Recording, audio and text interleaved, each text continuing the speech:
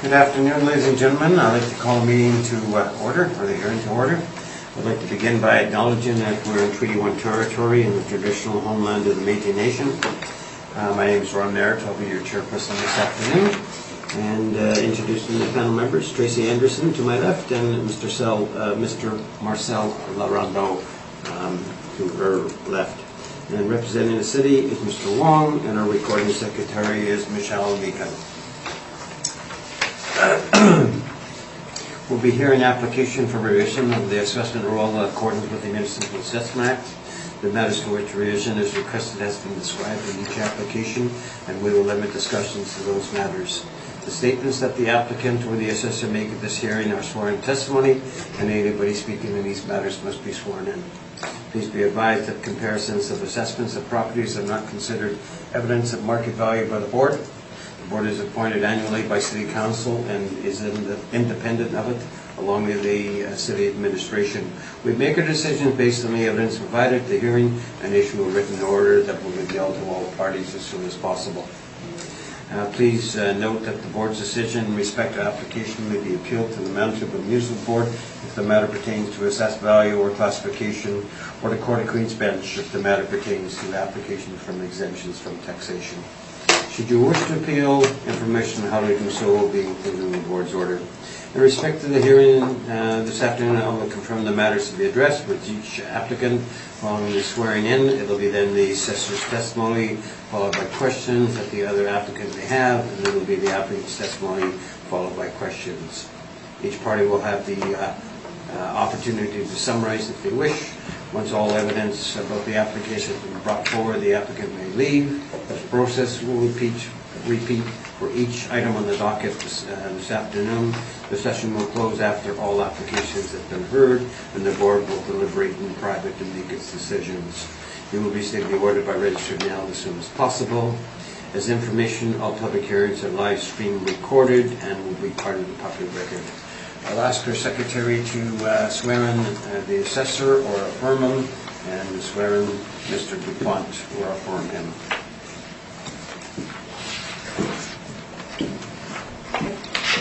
Affirm.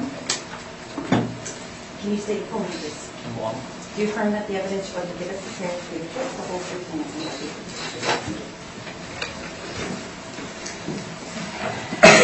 Can you state your full name, please? Henry DuPont. Do you swear that the evidence you're about to give at this hearing should be the truth, the whole truth, and nothing but the truth, the whole truth? Yes, I do. Okay, we'll just go according to the docket. So we will go to the first item on the docket, 3563 Portage Avenue. Mr. Wong, whenever you're ready, you can take us through the presentation. The subject property is 3563 Portage. Roll number is 070-194-20000. It's a residential apartment block that's 3-story high. It was built in 1986 and has 111 suites with 111 outdoor parking stalls. On page 3 is our income valuation summary.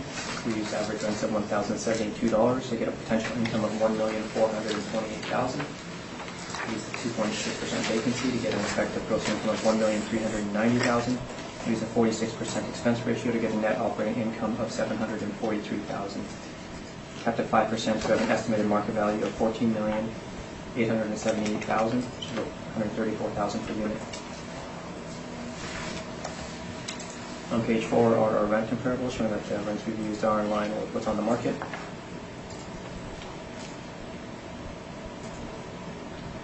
On page 5 is a summary of the income and expenses submitted by the owner.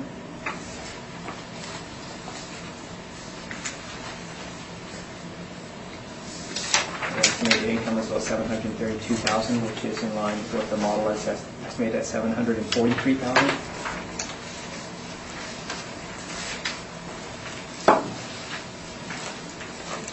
Page 6 is information on how we derive our cap rates. Our cap rates range from 4 to 7.3%, with most of them falling between 4.9 and 5.3%.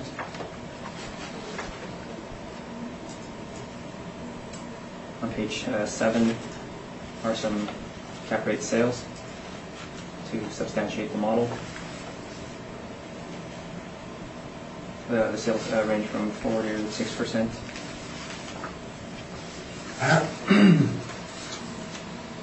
on the bottom is the cap rate for 500 Portage, which is 4.07%.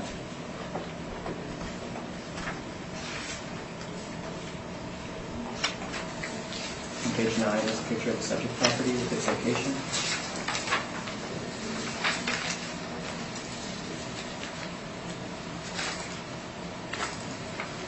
On page 10 is some interior photos of the subject property.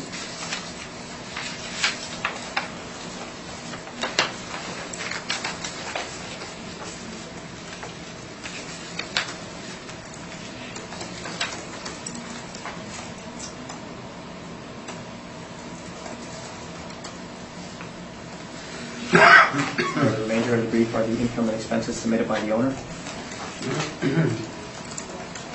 See on page 11, their 2017 income statement is more detailed. And on page 12, they have some additional expenses mentioned at the bottom.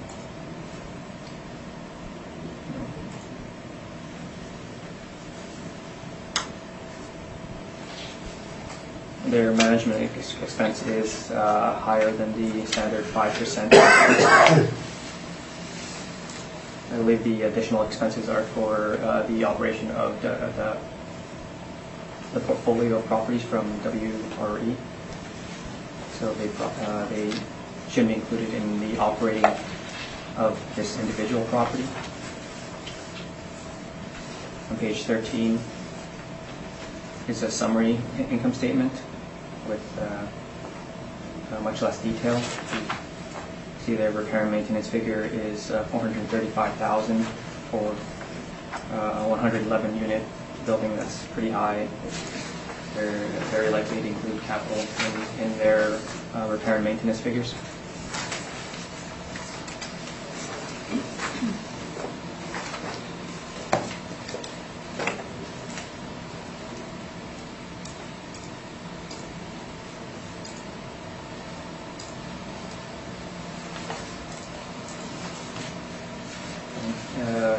Even with some of those additional WRE expenditures in their stabilization, the income is about $732,000, and that's in line with what the model is estimated at $743,000. So the capital performance supports the model and actually maintaining its assessed value at $14,878,000.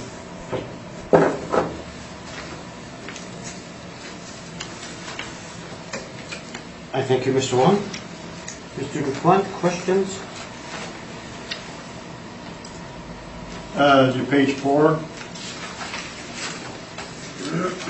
you're subject to the 3-story, and you've got two comparables, number 1 and 4, that are 16 stories. Would you agree that they are not comparable? They're slightly different, but I believe they are comparable in terms of the years built and unit mix. There are cap rate comparables on page 7, 191 Road, Talbot and Maxwell. Would you agree that those two properties were bought with the intention to renovate? I believe they were. So would you agree that these type of cap rates should not be considered valid? I believe they are valid because they result in accurate estimates of market value.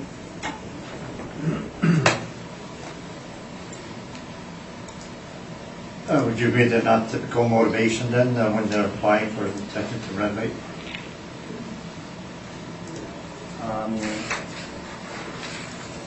I can't really say. Would you agree they're not buying in the existing income stream?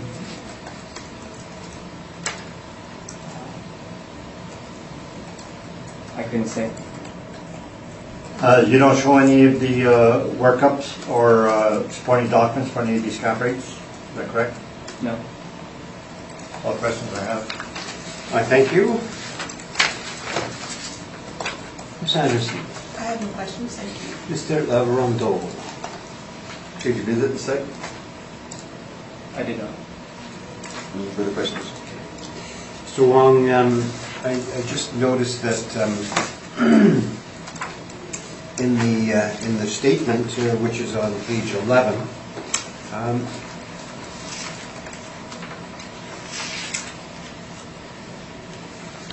it is lower than what you're using. Yes. In terms of the income or the Yeah, gross, I'm talking about gross. gross income? Yeah. So, but your reliance is in regards to the model, correct? Yes, it is. So, could you tell me whether, when you got the statement, whether you looked at the model and whether you looked at, the income and expense report? I did look at it, and we could go look at it line by line and adjust every single line item. But if we end up in the same spot in terms of their operating income, then I'm not sure if it's the best use of our time. But like in the end, the estimated operating income is in line with the model, and I think that's the. Okay. Just one other question, I guess. On your page 5, you had I've sat with other hearings, etc., and you do this configuration here to stabilize the NOI. Just just to check. Would you maybe expand on that? I can't remember exactly. Yeah, it's mostly to show that their actual performance supports the model, and to sort of then to summarize the information that's at the back, so that I guess you guys don't have to, unless you want to.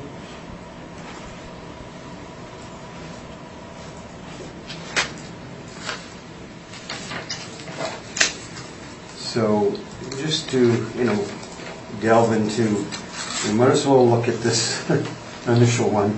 Sure. So you have on your page 5,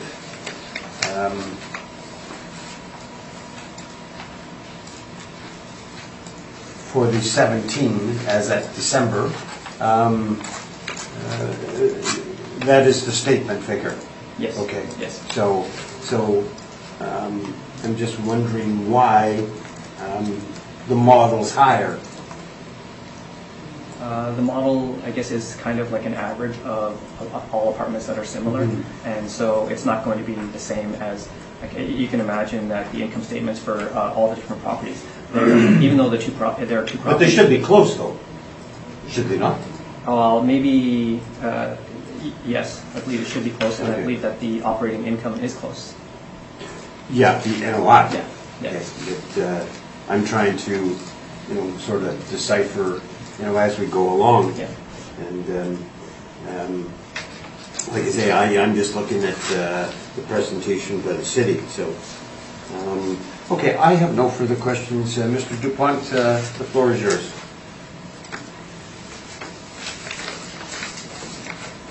The photo, page 1.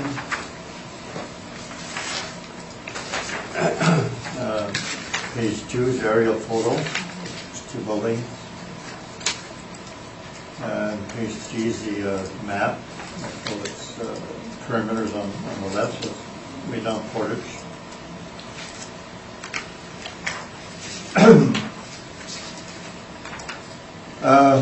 Then page 6, we're at the cap rate. I think we should leave this and then go to our cap rate study. But before we do, can we go to repair and maintenance study?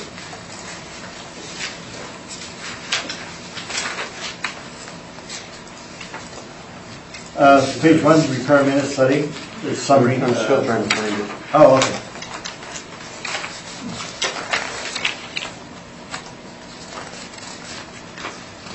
It's in here?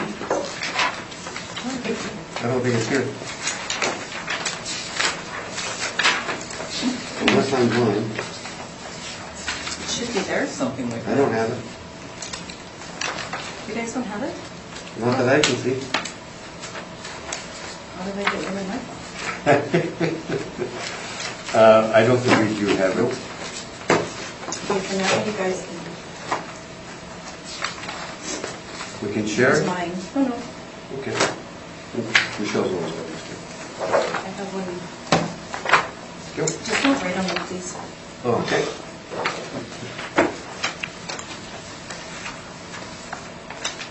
Bottom figure is 115, so we now have 115 apartment blocks. They're all properties that have been to the board, so the commissioner can check all these figures. Top part, the first table is the CMHC averages. Those are, I think they're less reliable than our study for the rent because they would include high rises and low rises and renovated and unrenovated. So we separate that. It does show by CMHC that the turnover 22% in 2017, so that's another tenants that move out, that's a 22% turnover. And then we have our categories. We show 1998 plus, 1998 renovated. So the first category, index 1, is 5 properties, and the actual R&M is 918 per suite. We stabilize on 918 per suite. Then we show the per room, which we don't believe, we don't think that way, but it's more accurate. And the potential rents is relatively high, $12.49. If you see that if you go down the list, that's the highest rent. But it does have low repair and maintenance, mainly because they're newer. Then item number 4, high-rise renovated, there's only 3 of those. We stabilize at $14.71 per suite. The average rent is $11.87, so it's higher. Number 5, the high-rise category, there's 20 of those.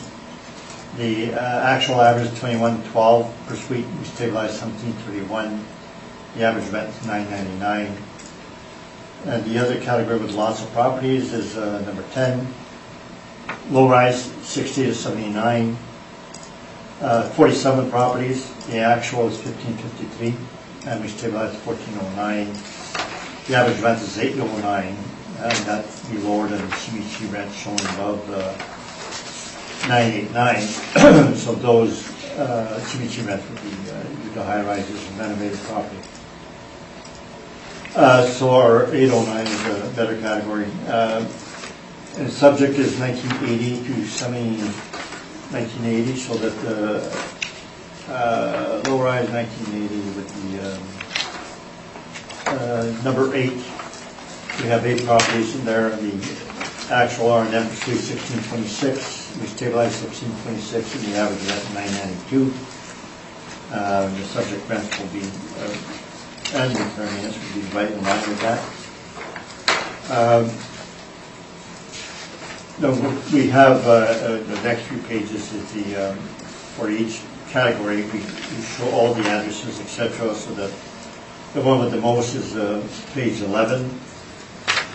It shows all the properties, and the 2 last column we have it sorted by rent per suite.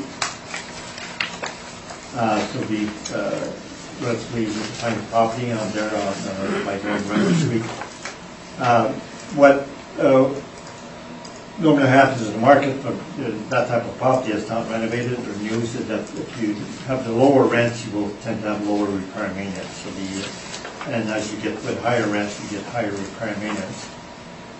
So every property is in a different path, and then you go site specific. We don't believe in using averages. Each one of those were done on a site specific basis. Now, the rest of the RM studies at page 18. We got from K4 a bunch of statistics, how much it costs to replace the flooring and how much it costs to replace appliances. We were always estimating in the past, we now have that on. That's on page 20. They show the actual properties, the addresses, square footage, and how much it costs per suite, how much it costs per suite, complete suite, etc. So the 1-bedroom average 36.16 per suite, and the 2 bedrooms average 43.82. Now we got page 21, the cost of appliances, and they give us a whole bunch, 24-inch stove, 30-inch. And then we got data from my 445, Loveland. We asked them to give us a history of what their cost of appliances and various items, and that's the last page. So they actually went to a lot of trouble here. They had an accountant that did this. So their average cost for flooring is a lot higher, 68, 67. It's a light piece, so it's probably higher quality. They show the dishwashers, humidifiers, fridges, etc. So this would be higher cost than what the K4 had, but nevertheless, in my email to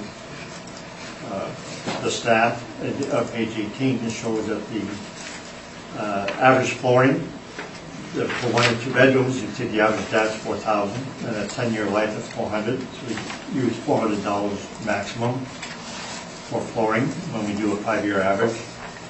And the appliances cost $16.66 per suite, so it's $167 per suite per year with a 10-year life. So that's the data we have to do a lot of our stabilization and repair maintenance also. And the cap rate study is the next document. Which we don't have. You don't have that either? You're going to start putting these things in our packages. I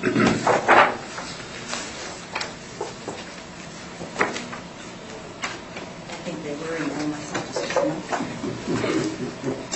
Oh, for sure. He was in there by himself. Everybody always does. Okay, so you've all seen this before, so I don't want to spend too much time on it, except that it's a very detailed, very reliable campus study.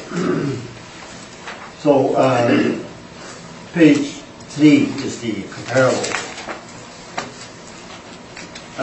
This shows the ages and the cap rate we calculated, and the cap rates are from each individual income approach we have further on, and it's fully supported by documents on each one. And then under remarks, it shows pertinent information. So 210 St. Mary's has low rents, average asking price is shown. And then the second comparable in St. Anne's is a rehab. The third comparable was renovated prior to sale. Fourth comparable, Balmoral, was low rent. The next one, La Vérendrye, was high rents and upgraded, so that we have 3 properties renovated there. 403 St. Anne's, 155 Mighton, and 215 La Vérendrye. These are what I call pure cap rates, because people are not buying with the potential to renovate and increase the rents. The rents are already high and the conditions are already good. So they're buying on the existing income stream for sure. Then the last 277 line side, we have 6.12, and I believe the assessor is at 6.09. So we're virtually the same as the assessor. And 333 Ward, the assessor believes at 5%, we're at 5.13. So we're relatively close. Yeah, the assessor's at 5. But we have a full workup, full documentation, and we come to 5.13, so I believe we should rely on our cap rate, because we are site-specific, fully documented. So we have 3 properties are new, the last 3, most built 2006, 2014, 2014. Those 3 cap rates are shown in the second last column. They average 5.38. So we use 5.25 for that age. 1998 plus, shown at the bottom of the table. So we have solid comparables for that. The last column shows the average cap rate for 1966-74. We have 5 sales, 6.15%, and you see at the bottom we use 6%. And then we have the first comparable at 6.26, and we use that for the prior age group 6.25. The next table, page 4, that's the Colliers and CBRE, the market reports, and the assessor has that in there. cap rate also. But then I believe the assessor does not follow those market reports. The Colliers shows for 2016, first quarter 2016, that's the prior assessment of 2018. They had low rise 5 to 5 3/4. Now they have 5 to 6, so they are saying the top end increased by 0.25%. The high rise is the first line, 4.75 to 5.75, and it's now 5 to 6, so the increase 0.25% at the low and the high end. Adjusted cap rates for Colliers is we add 0.1% because they have land transfer tax, and explain that the paragraph below. And we showed it, see page 25, 40, and 55 to show that they do have the land transfer tax in their cap rate calculations. CBRE, they don't show any change in cap rate from 2016 to 2018 reference date. So they don't show going up or down. Colliers shows going up. They do separate their properties in low-rise A, low-rise B, whereas Colliers does not. So Colliers is for, I believe, for the higher investment grade, because they report in their market report is usually for investment grade. So that would be the low end of their cap rate would be for the higher quality.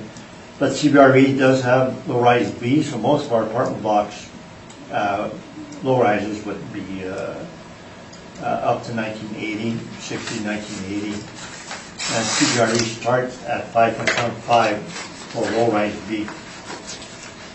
And then low-rise A, which would be the 1998 plus, it starts at 5.75 to 6. And important thing is the underneath the table, the third paragraph, it's a quote from Colliers saying that some investors are waiting to see the effects of rising interest rates on cap rates. And they basically say the apartments is the ones who feel it the most because they have the lowest spread cap rate minus the interest rate. They have the lowest cap rates in the market. And below that is the interest rates. So the Bank of Canada rate increased by 0.75%. From 2016 to 2018, and the 5-year mortgage rates increased by 0.6%, so over 0.5%, and that's why Colliers is saying they went up 0.25%, and some of our cap rates are 0.25% higher than what we used for 2018. And the other thing is that the page 1 that we do have a change in the cutoff year. The assessor has a cutoff 1974, then they go down in cap rate from 1975 to 1997. We show that the cutoff should be 1979, not 74, because most of the apartment blocks built in the 70s, they all look the same anyways. And our cap rate comparables, the 5 that we have in the 66 to 74, there's 3 properties, 72, 73, 74. Those were good comparables for 75 to 79 also. That's my report on the cap rate. And I also have rebuttal on the assessor's cap rate. Should I add that now? I think we might as well deal with that, yeah. Is this going to be very final?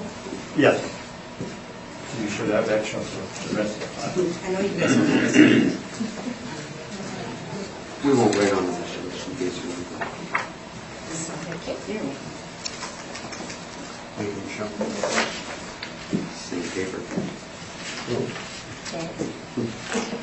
Repeat.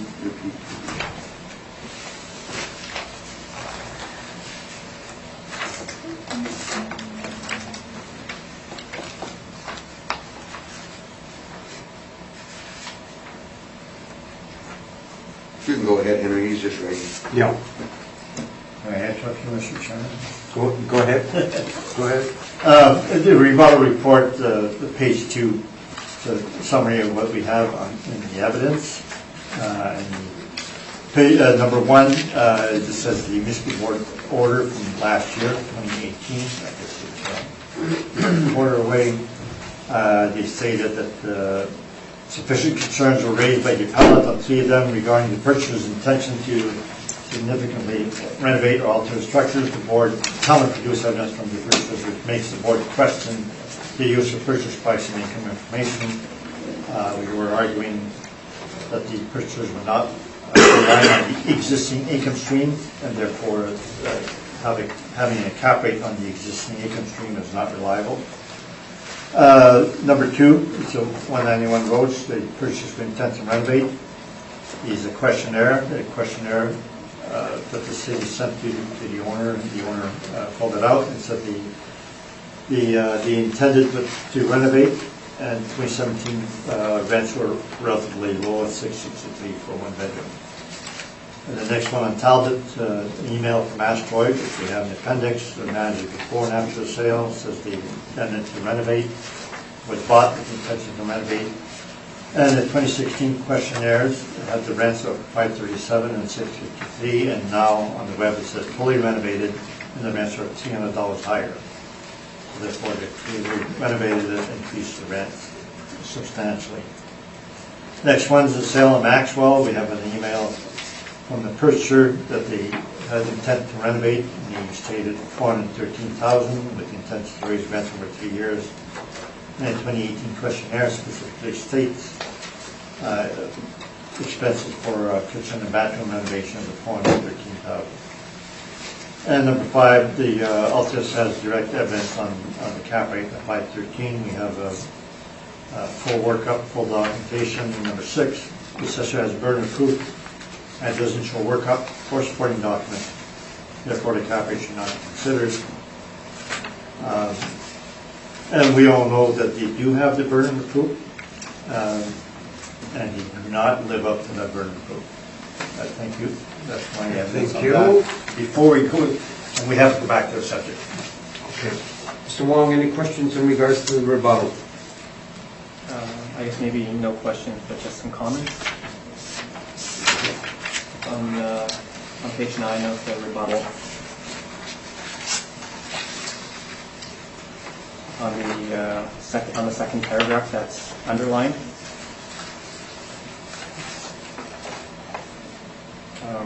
Midway through that underlined section in the second paragraph, it says, like, the board does not accept that any intention to renovate should disqualify a property sale.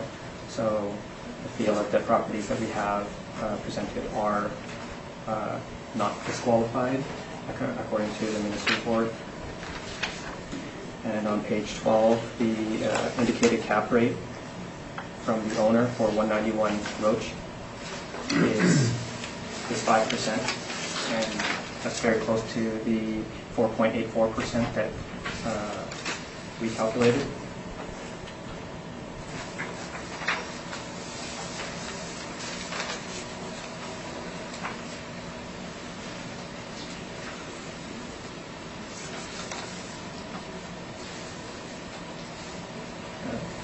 The 5% is a little bit more in line with what the assessment department's cap rates are as compared to the 6%. The 6% as the applicant is representing. Okay. Panel members, any questions in regards to the rebuttal? Yeah, I do. Okay. Seeing as the city's cap rate evidence was just a snapshot, and you're rebutting, basically all of them, have you calculated what these would have been under the, after you put this together, would you have put a cap rate on these properties at a different amount? No, I don't have that as evidence. I would seriously question their cap rates if they presented it. Then I'd have further rebuttal evidence, and now they don't present enough for me to rebut how they did it. So you're saying because they didn't give you enough of a snapshot, and you don't agree with the snapshot, it throws their entire page out of Well, they have a burden of proof, and they haven't lived up to burden of proof, but I'm saying it's not necessary to do with a cap rate on those three, because they were involve any intention to renovate, and therefore should not be considered in the first place. Okay. I would not use those as comparables myself. So they used that snapshot when they created this model, is what I understand. So you're saying, after creating this model using these four, plus who knows what else, because we don't know it, because they haven't supplied it, you're saying that this model is off? I would assume you'd have to ask the assessor that they relied on more than those 5 cap rates to get the whole model. It does say that right on his page 7. And these are just to represent or to whatever they say, Yeah. right? So This just represents a small portion of the amount of properties. yeah, so they did not rely on those 5 specifically. So maybe the city should be changing these models up, seeing as you've already rebutted them 110 times already this year. Maybe they should be choosing another 4 or 5 properties next time they come. Well, it's not up to me to say what they should do, but yes, I don't give any weight to that cap rate comparables, so therefore, when I decide whether to appeal prejudice to the board or not, I go with my evidence. Because I don't see enough evidence on their side. So it's not just your rebuttal then, you also don't put any weight on their cap rate study because you don't have enough information. That's right. Okay, I've got no further information, or no further questions. Okay. Mr. DuPont, I think the floor is yours. Yes, and can I answer to what he's saying on certain of his points he brought up? Which could be in summation, I guess, or now. He basically gave us summation rather than a question. Well, it's going to be dealing with the rebuttal stuff, so I think you can... A rebuttal, no question. Okay. Or no more. Okay, but the floor is yours in regards to your presentation. Sorry, can I grab some water, please? Yep. For mine, Yes. on the Yes. subject? Yes. So long as there's no water in there? I don't think so. I Is think, there what, I think there's a little. There might be some in this board. Okay. Because I did get some.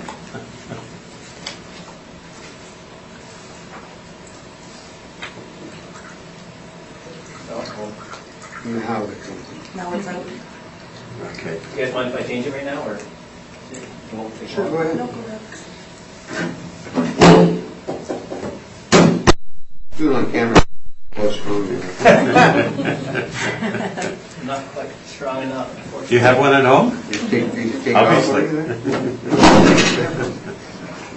You must have one of those at home. They gotta, because I, Just manhandle that thing like We you're have going. one, we have one in, we had one in the office, I used to change it regularly, so. When you were a newbie. Mr. DuPont, the floor is yours. Okay, so my report, page 6, is where we were on a table. So the subject is built 1986, which fits in the category 1980 to 1997. So we're at 5 3/4. Then page 7, our revenue and expense.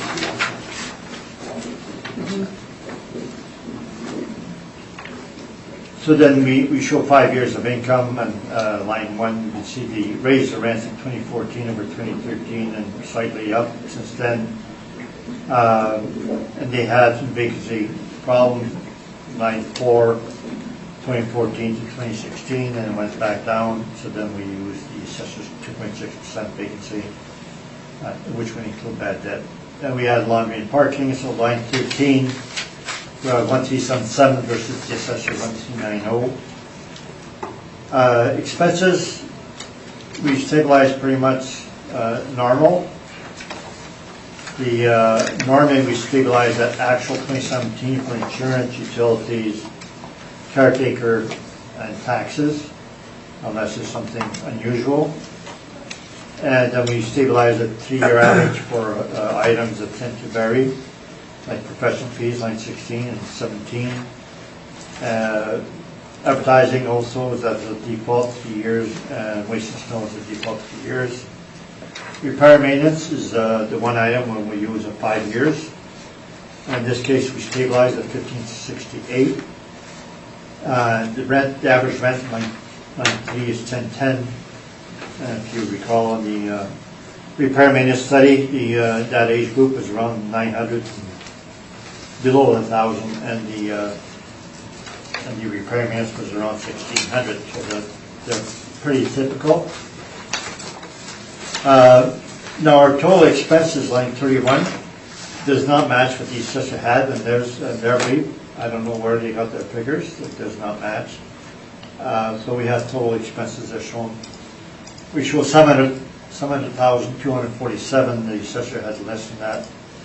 We end up stabilizing expenses at 673, less than the actual 2016-2017, because we're stabilizing each individual item.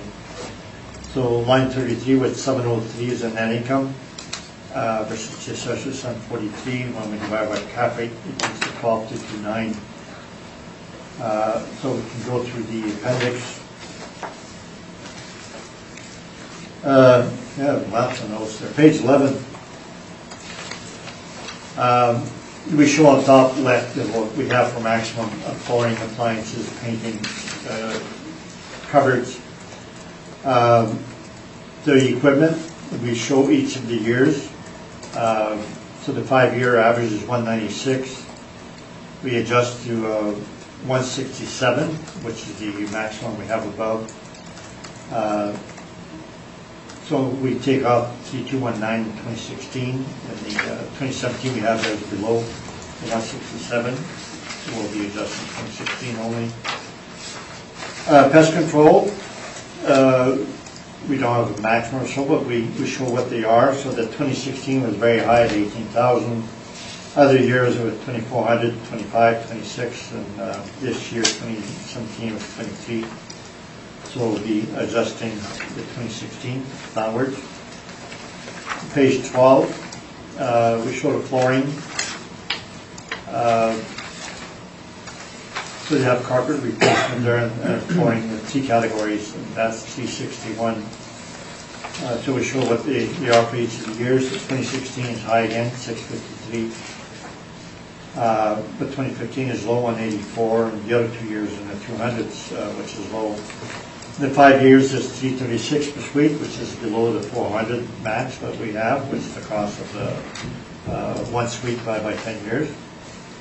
So we won't be adjusting for flooring on any of the years. And painting, we show the 5 years, and it's 140 per suite, so therefore it's below the maximum, so we're not going to adjust any of those.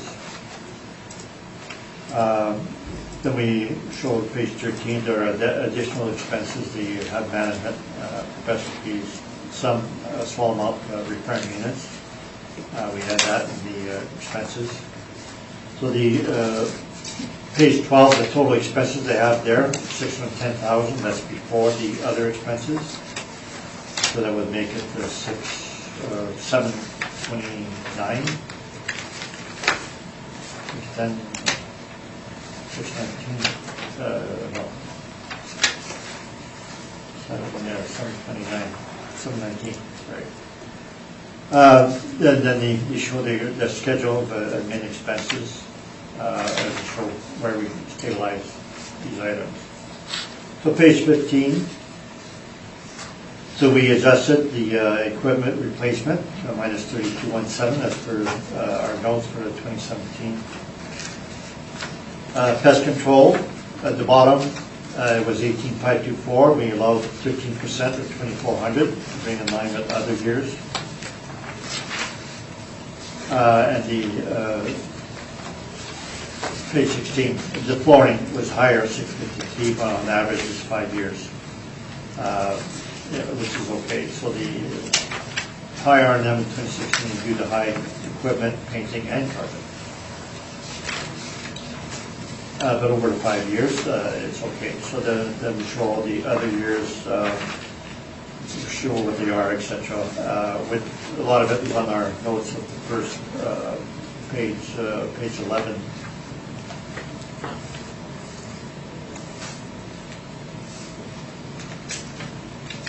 So that would be my report.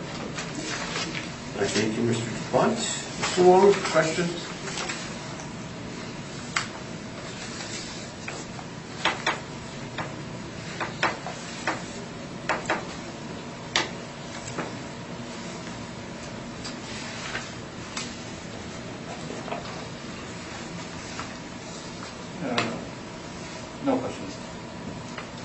Thank you.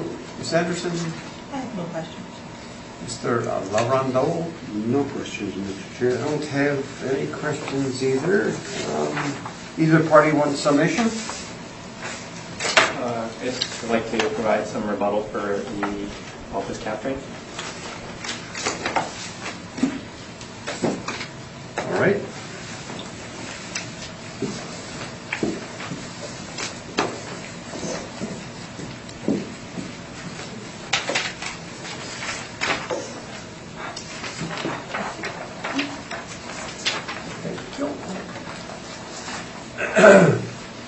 Mr. Wong, the floor is yours. On the top left box is the Altus cap rate study. The average repair and maintenance per unit is about $629, and the average expenses is about 34.9%. But when you look at the subject properties, the repair and maintenance for the subject properties is $1,639. So about $1,000 difference, and 56% expenses.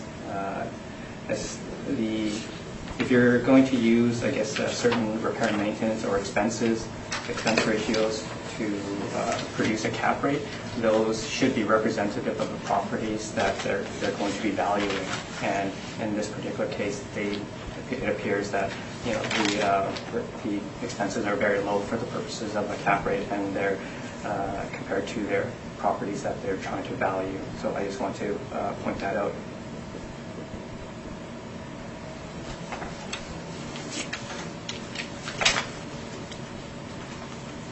Mr. DuPont? I'm not sure what you're showing as evidence. Would you agree that on the cap rate study, there 629 is based on the site-specific, and the subject properties are based on site-specific? Well, I'm not saying there's anything wrong with the way you calculate it. I'm just saying that they should be representative of the properties that you're valuing, and they appear to be very different.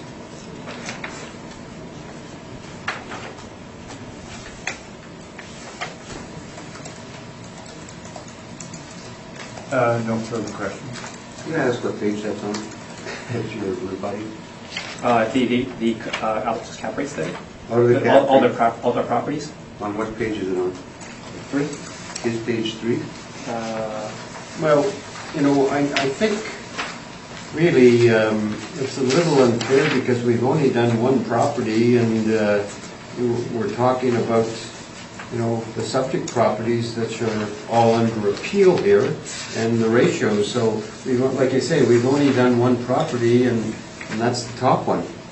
So, I think it's a little premature.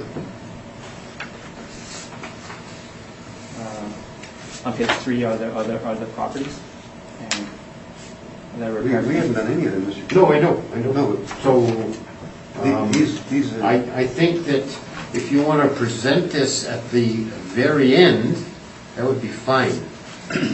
Okay? Can I ask you a question, Mr. Chair? Why, Well, I know. these properties, we don't deal with any of them, they've already... No, I know. Yeah. So wouldn't we Yeah. be further ask So- the question of now? Yeah. But the summary of the expense ratios are on the right-hand side. Yeah? So I don't know why we're doing this or why it was done, but I would not object to his repair and maintenance, the 1568, etc. These are supposed to represent what I have in my report. Ken? I'm not saying that you calculated them right or wrong. I'm just saying that the numbers that you used are very different from the numbers that are used to establish the cap rate. Oh, okay, well, I can't stipulate that I agree with anything. Then 3564 is 1568. What number is that? That number that we're using, the number you're calculating? No, that's the number that's in the Altus cap, on your page 7. On page 7 now. So that page 7, I stabilized 1568. So every one of these properties is what I stabilize on my page 7. Is that correct? Correct. Okay, and Marcel, the 210 St. Mary's shows on page 6 of my cap rate study. Yep, that's right. On the cap rate study or on... My cap rate study. That's in here, page 6. Page 6, yes. You can see line 27, repair and maintenance, I still have as P32. Also cap rate study. And then page 7 is the next comparable, 403 St. Anne's, I stabilized at 1,003. So yeah, for 210 St. Mary's, the repair and maintenance was $332 per unit used to calculate the cap rate, and the expense ratio is 34%. So it just seems to be contradictory to the repair and maintenance study and the other subject properties.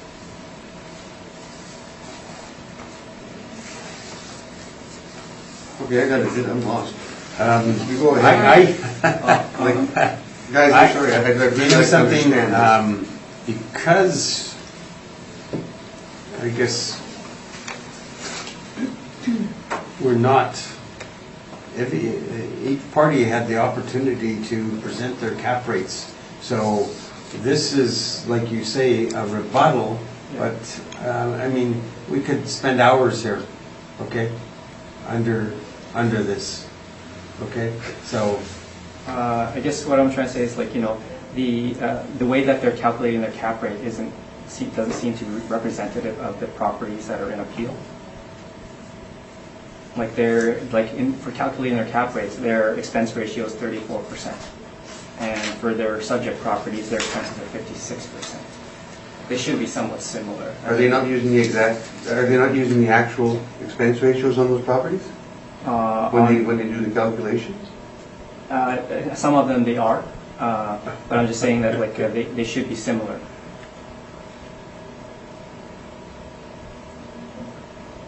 I'm gonna wanna walk through each one of them then.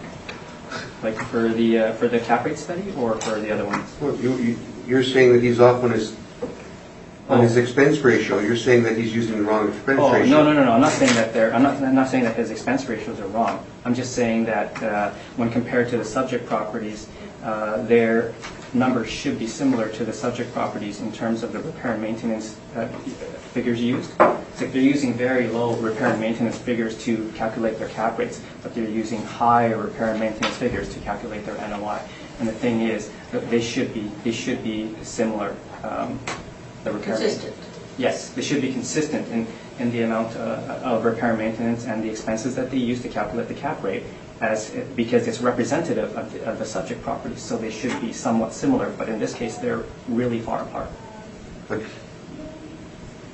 he's not using, for 3563 Porch, that's one we're dealing with today. Yes. He didn't use the expense ratio to calculate the expense, his cap rate. Did he?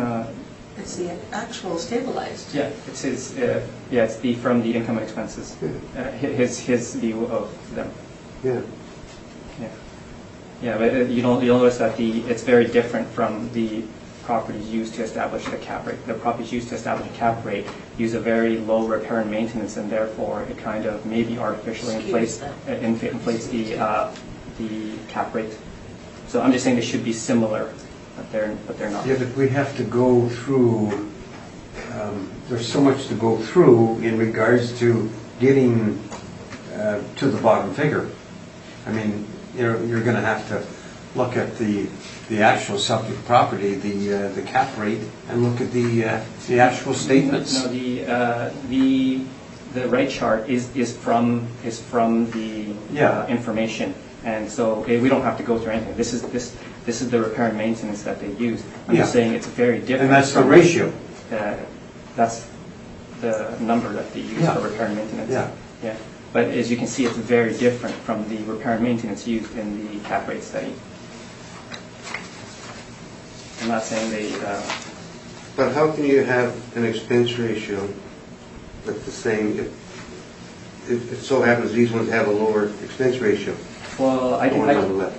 Yeah, I don't think you can. It so happens. It just sort of seems like. Are you saying they fixed it? I'm just saying that they're not representative of the properties in appeal.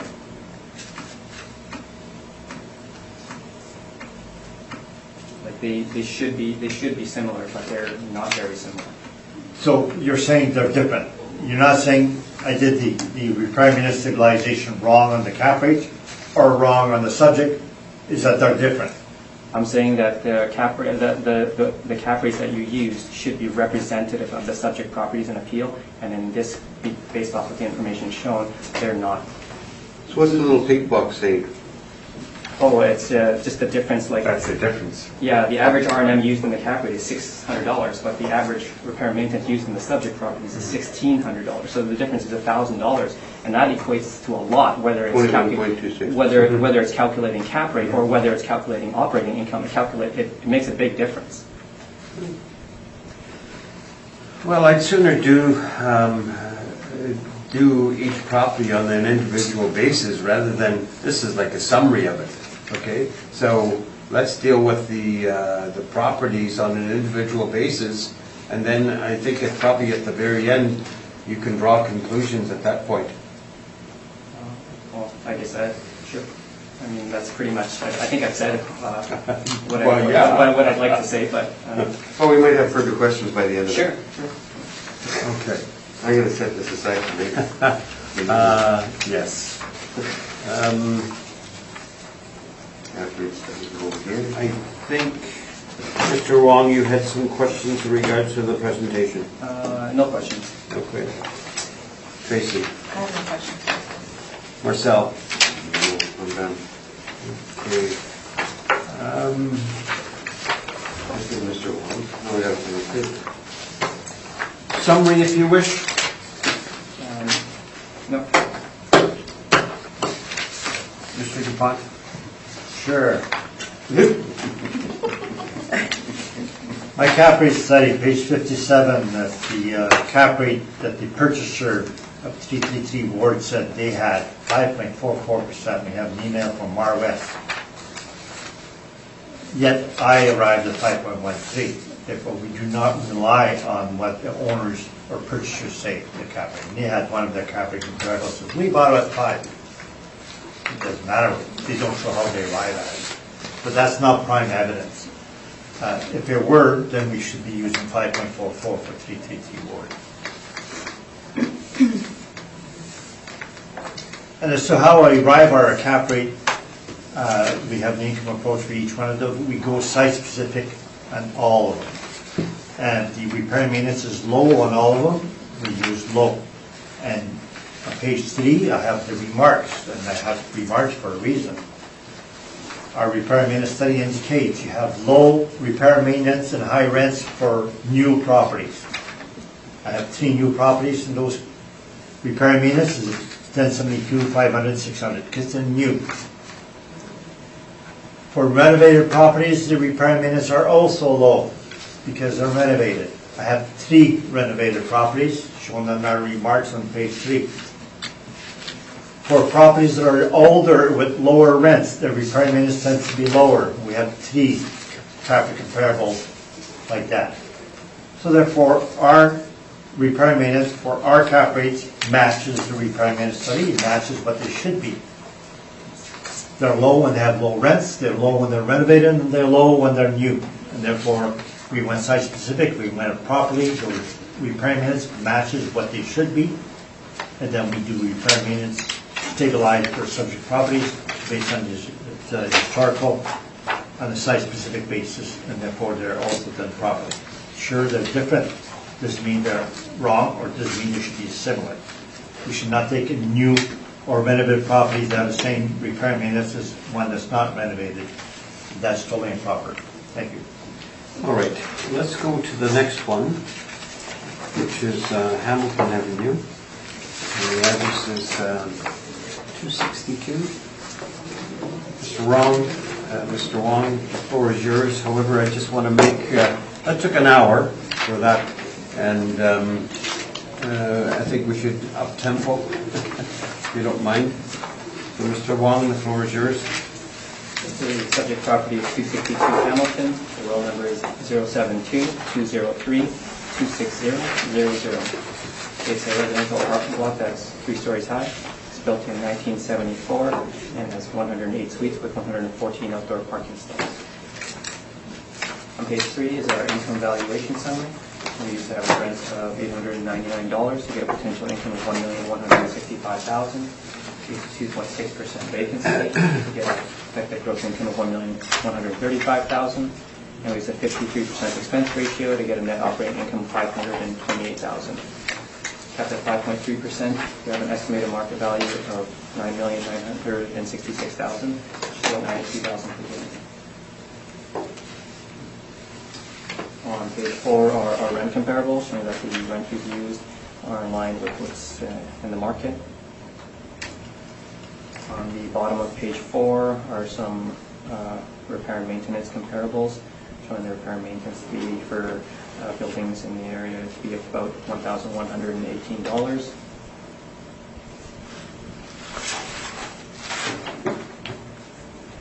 And on page 5 is a summary of the income and expenses submitted by the owner.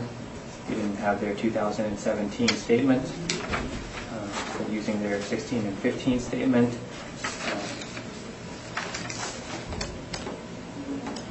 their estimated operating income is about $568,000, which is higher than what the model was estimated at $528,000. Note that I did it just for their higher R&M, reducing taking out their actual R&M and replacing it with $1,118 per unit. On page 6 and 7 is information on how we arrived at our cap rates and some cap rate sales.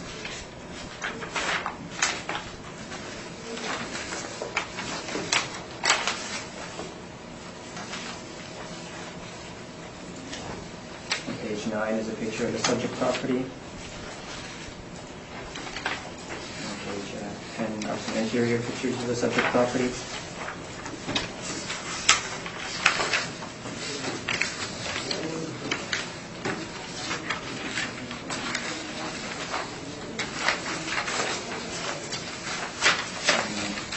Page 10. On page 10.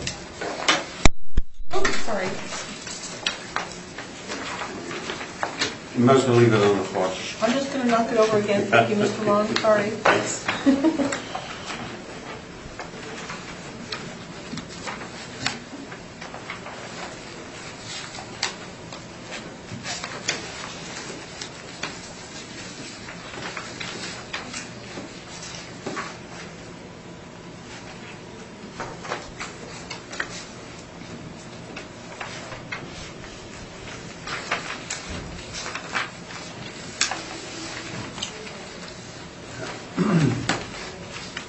I'm going to say it again. Why don't you guys get a new photocopier over there?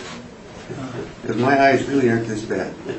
Which page? Oh, they're all blurry. Like, Oh, yeah. where's in my eyes? No, they're blurry. Okay. You're safe. I'm safe? I'm Yeah. going...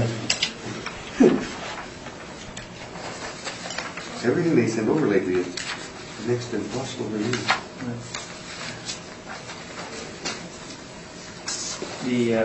The rents that are on those blurry pages, they are consistent with, they are slightly higher than what their actual income is, so they are, you can go by their actual income as an indication.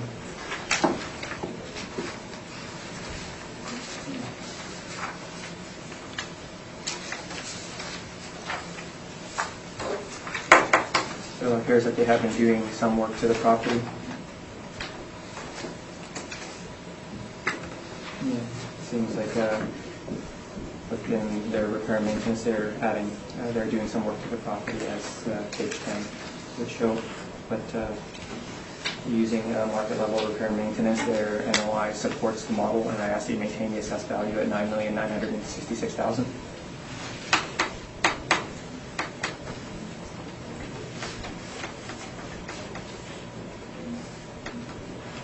Thank you. Mr. DuPont, questions? No question.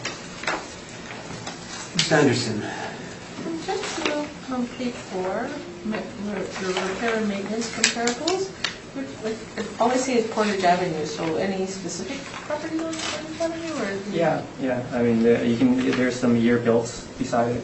I guess the first two properties were built in 1955, and the third property was built in 1956, and the third property was built in 1986.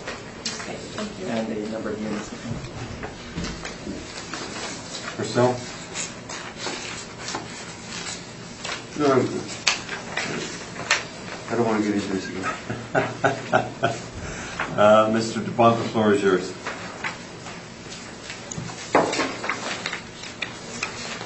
Photo page 1. Aerial map page 2. And map page 3. St. James near Buchanan, Cavalier.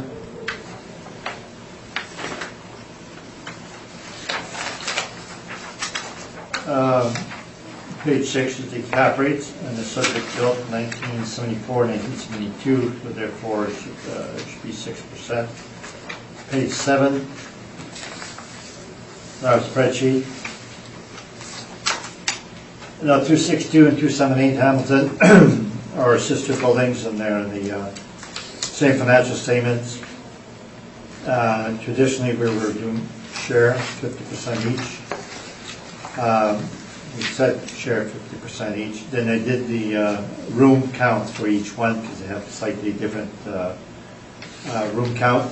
And there's 360 rooms in 262 and 366 rooms for 278. So it's close to the 50%.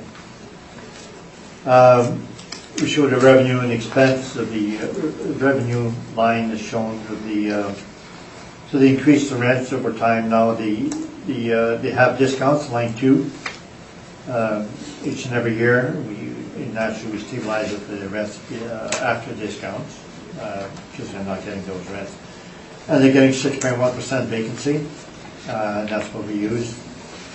Then we had laundry and parking at line 13. We're at 1142, and we're slightly higher than the assessor at 1135, 1,135,000. The expenses, we stabilize in normal way. Actual 2017 for the insurance, utilities, caretaking and taxes, and 2-year averages for a few of the items. Repair and maintenance, line 27, we show 5 years. The 5-year rent is $17.98. That's what we stabilized at. The rent per suite is $887 per suite, which is on the high side. For the repair and maintenance study, low rise 6879 is 809 rent and 1409 stabilized, 5053 actual expenses, repair and maintenance, that is. So we have an NOI of $483,000, which is slightly lower than the assessor at 528. And when we divide by cap rate, we get 6%. There's questionnaires for each property, and then the financial statements are combined for 262, 278 Hamilton. We allocated 50% based on room. There's no repair and maintenance detail in the questionnaires. We obtained the repair and maintenance based on the financial statements with adjustments. So the questionnaires separate, except the not enough detail on repair and maintenance. So if we go to the appendix, page 11, so that's their financials, and it's for both 262 and 278. It shows the year. That's a summary on page 11. On page 12, it gives you the detail. And then we have the repair and maintenance at the bottom of page 12. It shows the years and what they are. And WS is waste and snow, so we put that in under waste and snow. We remove that from repair and maintenance. So page 13, it shows above, excluding waste and snow is 230, 995 for 2017, and 151 for 2016. And then the bottom categories, major repair and replacement. So we show the exterior repairs, 34,000 and 123. So we have arrows going to the bottom. So the exterior, they have 34,000 2017, 123 in 2016, 95, 139, 151. Adjust to 34,045 for prior years. So we take the one the 1 year, and we just sold those lower. Interior major repairs, shows the 5 years there, to 99,000, 4,800, 5,000, 21,000, 19,000. Just 2017 at 20% to 19,907. So that year is out of line with the others, so we adjust that year. So 2017, the further notes to the right, so the stabilized repair minutes, 230,995, the total above, plus the 389s, the total major repair and replacement, minus 99,503, which is the interior major repairs times 80%, because we stabilize at 20%. Comes at 541 times 50% for this property is 270,528, and that's what we should have on our page 7. And so that's what we have. So,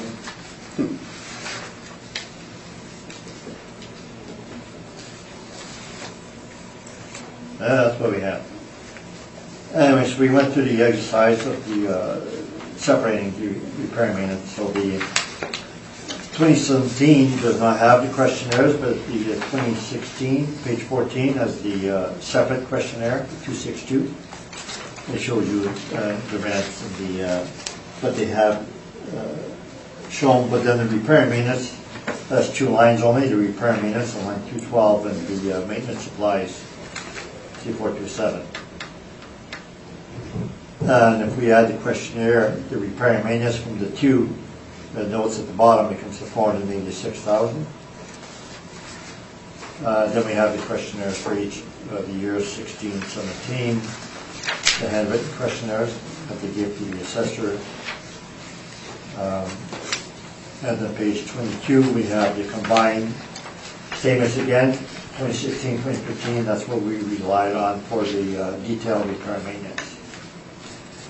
We have some more notes on page 24 as to what we allow and did not allow. But most of our notes in that regard are in 2017. And then the last few pages, we have the questionnaires for 278 Hamilton. So that's the sister property, and that's the handwritten questionnaire they have for the other years. And we had added the repair and maintenance for both. And we relied on the computerized statement, which gives us more detail, and we were able to adjust repair and maintenance. That's my report. I thank you. So long questions? So there's a category of a major repair and replacement. You allowed some of them, but not all of them. That's what we do for these types of properties, these types of questionnaires. We've always allowed, if they have appliance replacement, carpeting replacement, etc. These are items that we allow, and we disallow usually the hot water tanks, roofs, windows, but the flooring and appliances are normally added. They just categorize things differently. That's all my questions. Thank you. Ms. Anderson? I have no questions. Mr. Rondeau? So which one's the sister? Which one is what? The sister. Oh, 278 Hamilton. 278. I thought 278 was, oh, so 278 and 262, but 278 is not under appeal. But it's not here today, no. I believe it's under appeal. Different docket. That wouldn't make too much sense, would it? Okay.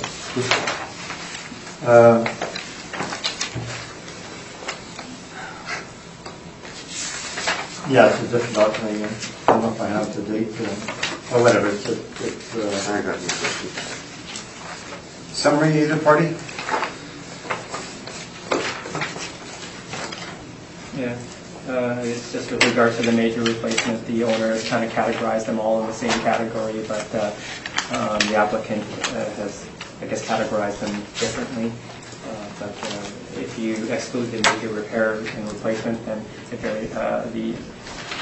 the income under page 12 is higher than what the model is estimated, so I guess I have to maintain the assessed value at $9,966,000. Thank you, Mr. DuPont. For years and years, we've had these financial statements. We've always used the major replacement. We've gone to municipal board and settled a whole bunch of 2012, 2014 by allowing for the category major replacement. We allow appliances and flooring. We allow all these items when they're categorized differently. This owner does it differently. Doesn't mean we should disallow the whole category. We should go with each line item, which we have done, always do. Thank you very much. I thank you. Let's 5 go. minutes, Mr. Chair. Pardon? Maybe 5 minutes. Okay. Okay, Michelle? Okay. Yeah, I'll. Call a hearing back to order, and we're going to stay on Hamilton for a couple of times here. Ken, you got one of these for each property, I think, right? No, I only, Oh, you only did one property. yeah, but I'd like it to be for, I guess, all the Tap study. yeah.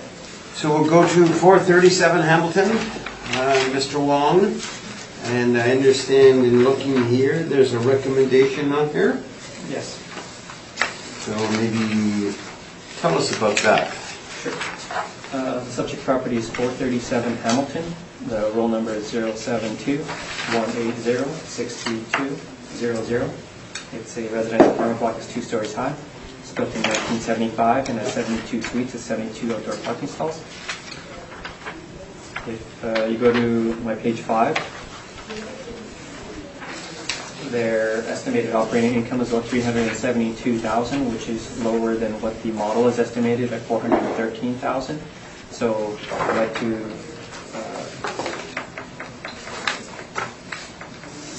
recommend that the value be revised to $7,448,000 based Let me off. just interrupt for 1 second, Mr. Wong. I looked at your presentation, Mr. DuPont, and I don't think you'll probably be accepting the rec, so. No, I'm not. Okay. Continue on, please. Sure. On my page 5, their estimated NOI is about $372,000, and so I'd like to provide a revised value of $7,448,000.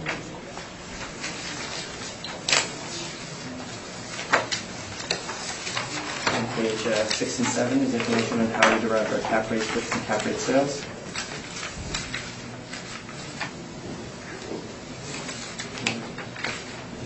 On page 9 is a picture of the subject property with its location. And on page 11 are some interior photos of the subject property. So it appears that they are doing some work. Mr. Wong, do you have a different handout for the rec, or? No, it's No? on my page Okay. 1.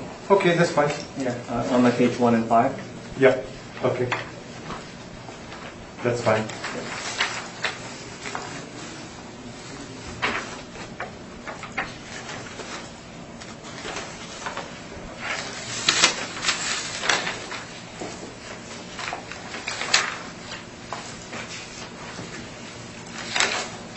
You'll hear that you'll see on page 5, their income does appear to be going down. Their vacancy is going up, and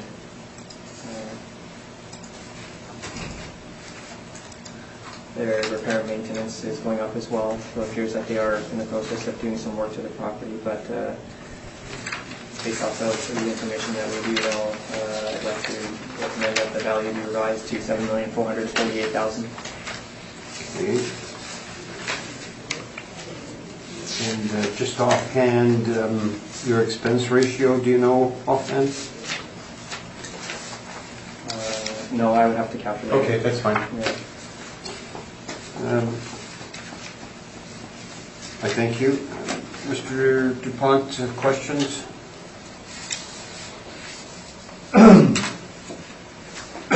So your figures that you're using, page 5, income 630,618, and then your expenses T59942.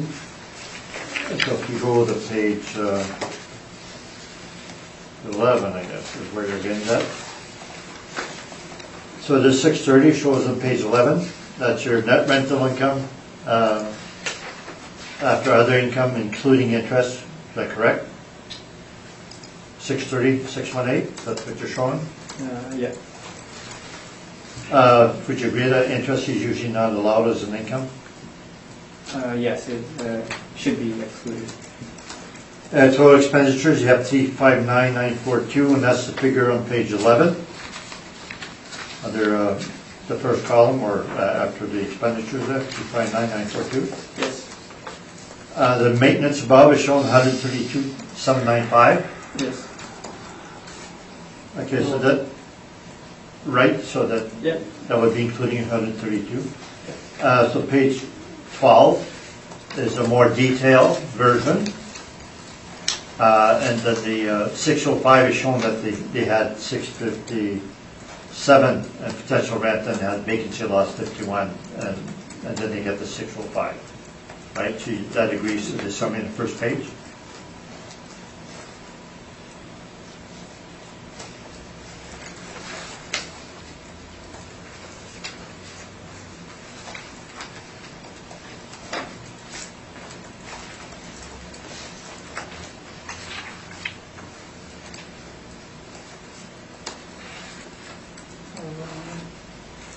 Yes. Okay, so page 12 at the bottom is the maintenance, and the total for that is on page 13, 132,795. And that's what shows up in the summary, is that correct? Yes, how I arrived at it is, I would say, reasonably straightforward. Right, and then on the summary, they have utilities at 54,000. So page 13, the summary will include everything from the total, the maintenance to utilities, but it does not include the major repair replacement, 161,000. Would you agree with that? No, it does not. Right, so your recommendation excludes the expenses under major repair and replacement. Yes. Would you agree that appliances and countertops and flooring is usually allowed expenses? I believe they're capital in nature. Would you not agree that we've been selling in municipal board in the last year using appliances and flooring as a valid expense? I couldn't say. Typically, if you're replacing something, you're not going to be replacing it again next year, and they put items such as windows and roof and under the same category, hot water tank under the same category. So they do appear to be capital in nature. But you just mentioned the items that are capital in nature, the windows and the roof and the boilers, etc., hot water tanks. Would you not agree that appliances and flooring are usually allowed as an expense?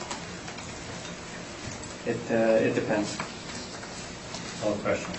Thank you. Tracy? I have no questions, thank you. Marcel? No questions. We have none either. Mr. DuPont, the floor is yours. Page 1, photo. You can see wood frame with wood staircases, wood railings, and regular asphalt shingle roofs. So these are type of properties that are high maintenance. There's a lot of the wood exteriors and painting that we need to do. Page 2 is the aerial photos. There's 4 buildings, a little pool in the middle, and pool means more repair maintenance also, more care. Page 3 shows the area, which shows the perimeter on the left, so it's the St. James towards the perimeter. Page 6 shows our cap rates, and page 7, properties built in 1975. Therefore, cap rate that we have on that is 6%, shown at the bottom line 34. So above, if you look, the suite mix has got 16 bachelors, so it's a interior suite mix because of the bachelors, 34 one-bedroom and 22 two-bedrooms. So that's a lot less two-bedrooms than the other type of suites. Gross floor area is 57,000 square feet, shows that in the middle of the page on top, and 72 suites. So they're a lot less than the normal 1,000 per suite gross floor area. So line 1 shows the rents and discounts are low, so line 3 is what we look at. So the rents have not increased very much over the years, but vacancy has. So the market has pushed back in 2016, 2017, give it higher vacancy, which is due to competition out there. The average rent that it has is $761, and the repair maintenance study shows it's around $800 for that age group, $809 actually. But the subject, it has a high amount of bachelors and high amount of one bedroom, so therefore based on its suite mix would be pretty much at average. $919 rent that the assessor has would be way above the average and totally incorrect. So we stabilized vacancy at 5%, even though it's 7.9%. We had the parking, so our line 13, our effective gross income, is a lot less than the assessor. It's some 47, and if you look at line 13 actual, they had 654 in 2015, but then it dropped 2016, 2017, so downward trend. We stabilized higher than actual 2017, but a big difference with the assessors are effective gross income, 125,000 difference. Then under expenses, we show in blue some of the expenses that has gone up. So insurance has gone up from 10,000 to 13,000. Office sundry went up from 3,300 to 87, and advertising went up from $700 to 8,700. Waste and snow has gone up also quite a bit, and the taxes have gone up 8,000. So we stabilized normal wage, I believe, for most of the items. The ones that are a bit different is the hydro. Line 20, it went from 7,000, 5,000, 12,000. We checked 2018 at 7,400. So therefore, we do not stabilize at 12,000 as we would normally. We stabilize at the 3-year average. And advertising, we did the 3-year average also, even though it was much higher in 2017, which would reflect 2017 economic conditions, but nevertheless we went with the lower one. Waste and snow, it went up also quite a bit. 16, 17 is much higher than 2015.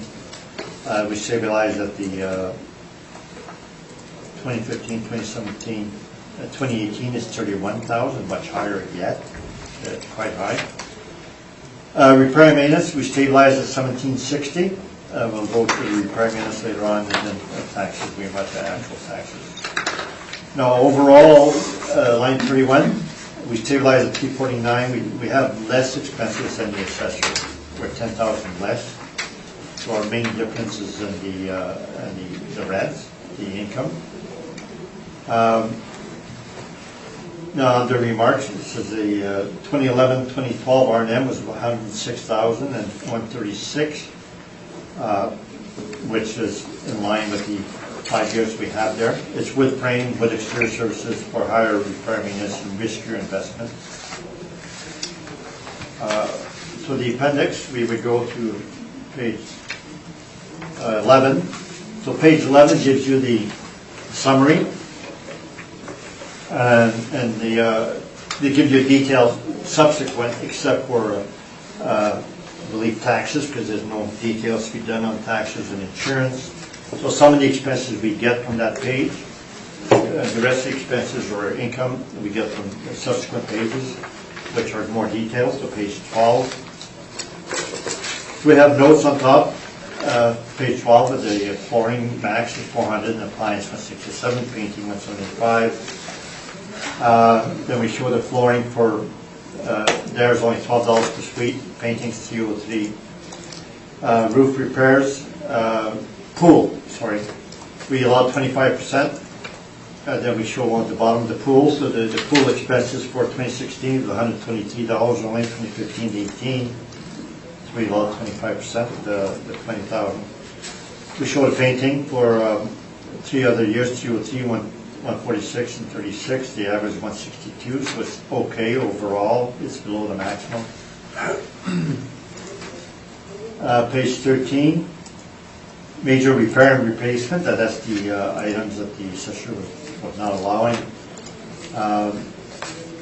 So we allowed the appliances. Shows $210 per suite. And the notes at the bottom is that the 3 years at 210, 129, 193, the average 144, so it's below the max. Same for flooring, we have the notes, 243, 264, 168 per suite. 225 per suite is the average, so that's below the max, so we don't need to adjust that. And the major repairs on the left at the bottom, 2017 is 54,000. And 2016 and 15 are 10,000 and 1,500. We allowed 2016, 2015, but for 2017 we allowed only 20% of that. You can see above where it shows the financials, under major repairs, we show at 20%. We disallowed in total the hot water tanks, and we disallowed the roof in total. And then it shows a prior year there for 21,000 for the roof, we disallowed that also. And then we have the 2016, 2015 shown on page 15. And we allowed the pool repair on page 15 at 25%.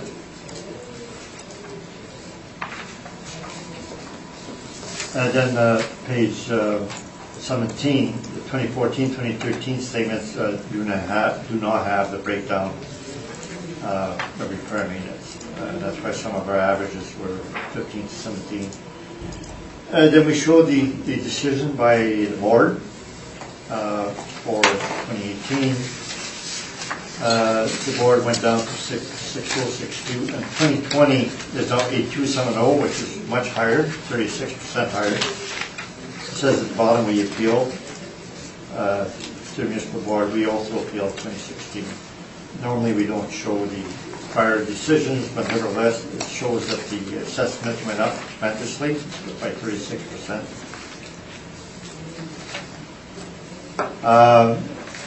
So that will be our reports. Our main difference is in the rents. Thank you. I thank you. Mr. Wong, questions?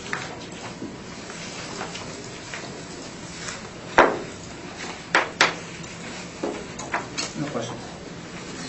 You said the main difference would be the rent, but his rent's only 2,000 higher than yours. It looks like the main difference. Oh, I see. Yeah. The main difference is on your expenses and your cap rate. Yes, the original assessment, Yeah. which I have on page 7, it was mainly different.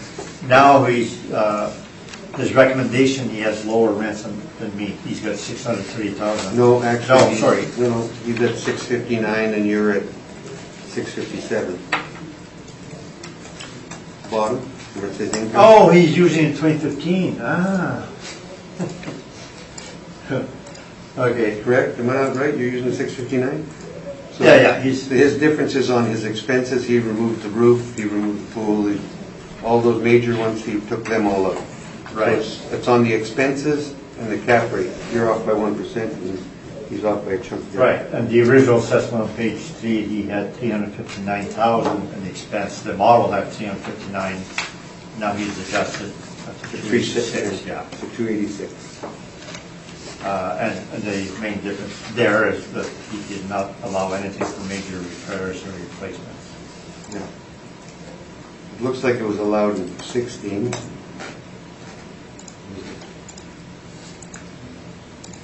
No, 17 I guess had a higher operating expense. Your expenses for 17 were 359? Is that correct? That's what he had. My expense on. Your expenses on 2017, were they at 359? 402,338. He had them at 359. So I guess he adjusted those too. Well, his reported expenses that he has is from the financial statements before major repairs and replacements. Yeah. So therefore, mine is higher for all 3 years that he reports. Yeah. I'm at 402 for 2017 versus 359. That's what I report, but what I stabilized at the end was 329,078. You basically took 25% off of each of them. 25, you're going to do it over 4 years on your major expenses, is that what you're doing? I stabilize line by line. Each and every item is a stabilized line by line, and the repair maintenance is done at the 5-year average.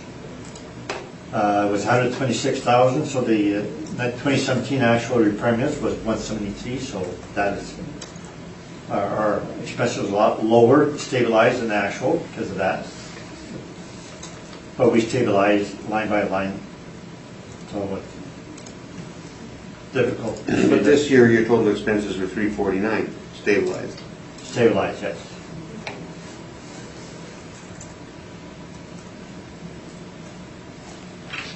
So that's 53.9. You, Cam, you had stabilized it prior to this at 46.5% and $359,000. Why the difference there? 46%. Your original amount was 46%, Yep. 46.5 Yep. on expenses. Yep. You dropped that out of it as well. Yep. Because I thought instead of the 359,000, I thought the 286,000 was more appropriate. It was more in line with their actual expenses for 15 and 16.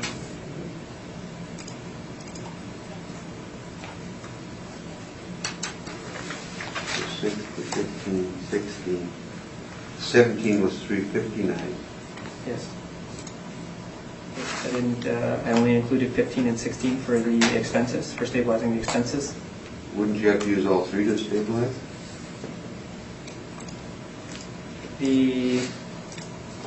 The repair and maintenance, sometimes when the repair and maintenance figures are higher than what we might expect from the market, we go to a market value, and the market values are typically around $11 or $12 or $1,300, and so I thought it was more appropriate to use the 15 and 16 because that's what their repair and maintenance figures were, about $1,100 or $1,200. Okay, I'm done. Tracy? I have no question. Okay.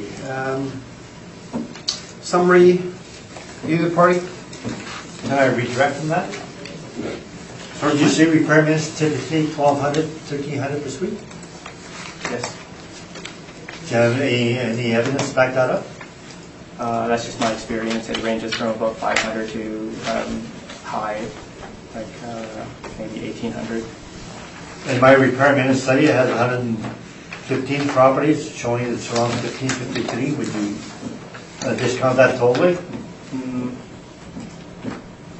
No, but I might discount the repair maintenance that you used in the cap rate study because they're pretty low.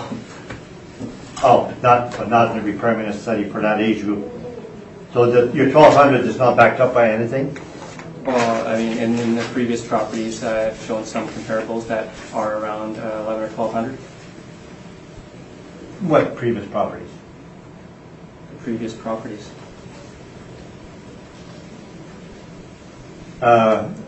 You showed in your cap rate that I used 1568 for 356 quarters, 1798 for 262 at Hamilton, and the rest are 1,400, 1,400, 2,500. On 262 Hamilton.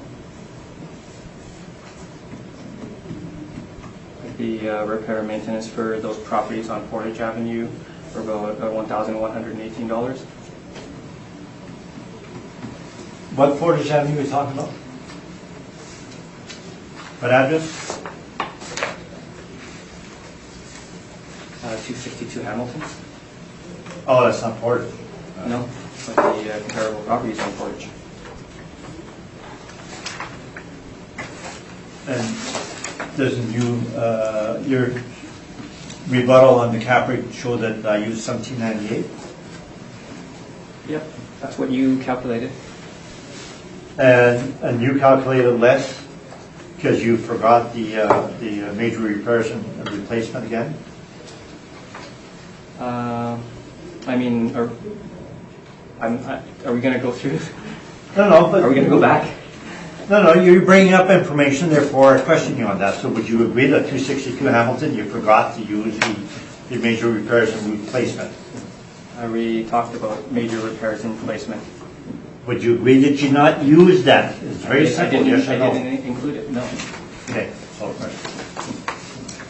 Would you like summary, Mr. DuPont? No. Okay. Let's go to a little further down the street at 465 Hamilton. Mr. Wong, whenever you're ready. And we have a recalculation in regards to recommendation, and I haven't really looked, but I would say that Not accepted.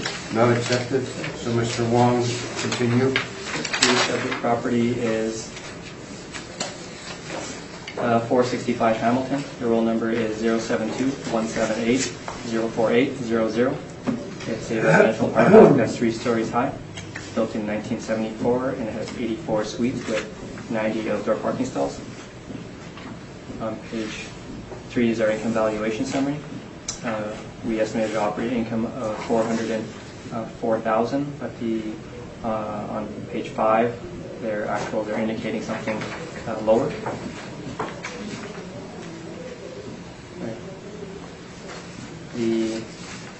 On my page 5, their estimated operating income is about $289,000, and that works out to about $65,000 per unit.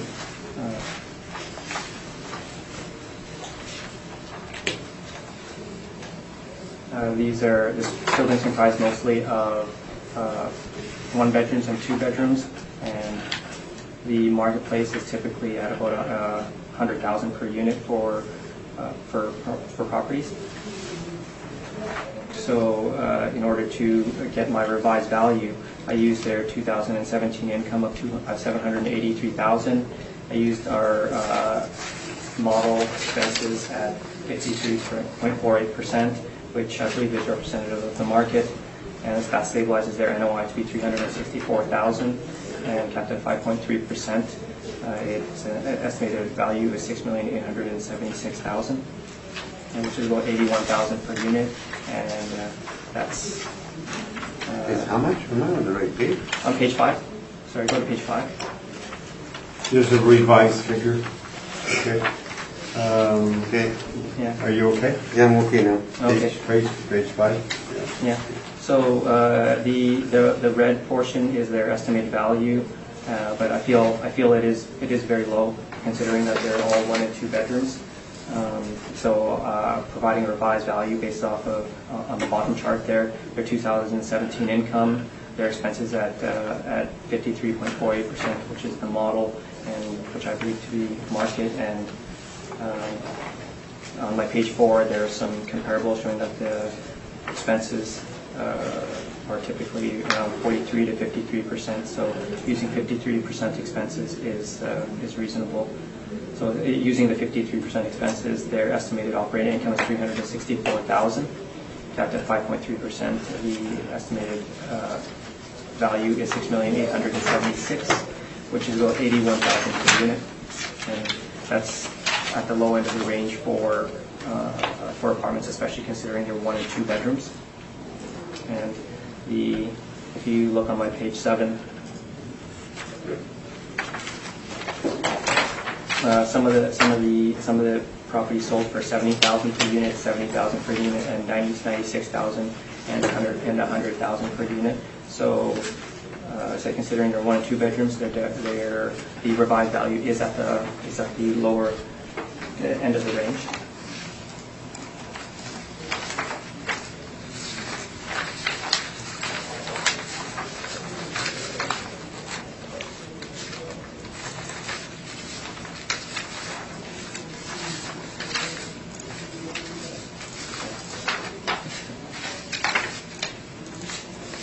this is on page 9 is a picture of the subject property with its location, and on page 10 there's just some information with an exterior photo of the subject property.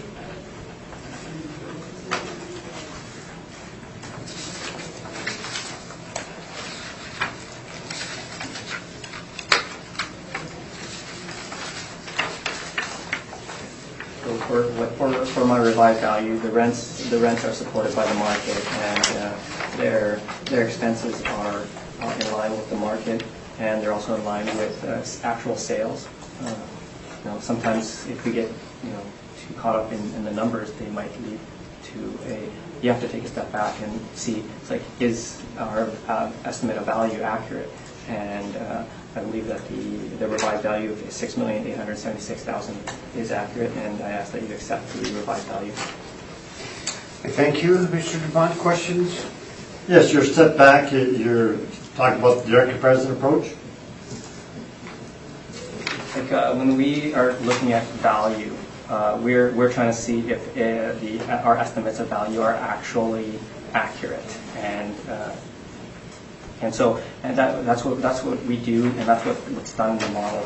Like with regards to the model, they take all the estimates of value, and then they compare it to actual sales, and then and based off of that comparison, the model is an accurate estimate of value, and so when I look at sales that happen in the marketplace, the revised value is at the lower end of the range for sales. So would you agree that your model is actually doing all properties or apartments on an income approach? Yes. Would you agree that the municipal board has not used a direct comparison approach since at least 1993? I'm not sure, but like when it comes to valuation, we kind of look at everything to try to make sure that our estimates of value are accurate. Would you agree that the municipal board does not rule on the direct comparison approach on any apartment blocks since 1993, or at least in the negotiations you were involved for 2012, 2014, and the last year? I can't say. Would you agree that you did not yourself bring any direct comparison approach when you did case management in the municipal board in the last year and a half? I can't say.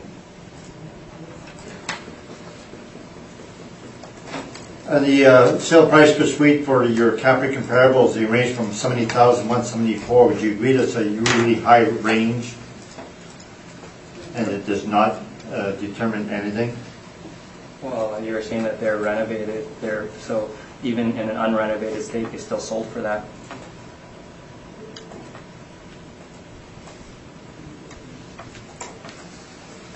Now, your page 5. Now, your first table, you have income of 2017, 765,041. That looks to be like the 2016 income. Sorry, can you say it again, please? Your first table below your NOI, it shows income 2017, 765,041. You say it's 2017, that looks to be 2016 about. Would you agree that's actually I guess that's a mistake one way or the other. Whether the value or the 765 or the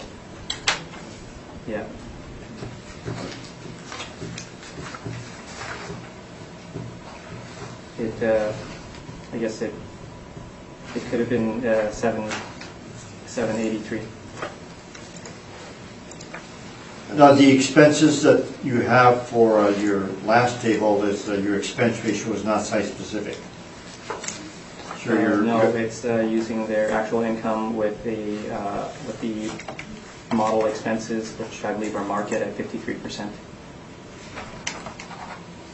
So your model income you have on page 3 is $869,730, and you're saying it either should be 783 or 765, so much lower than what you had.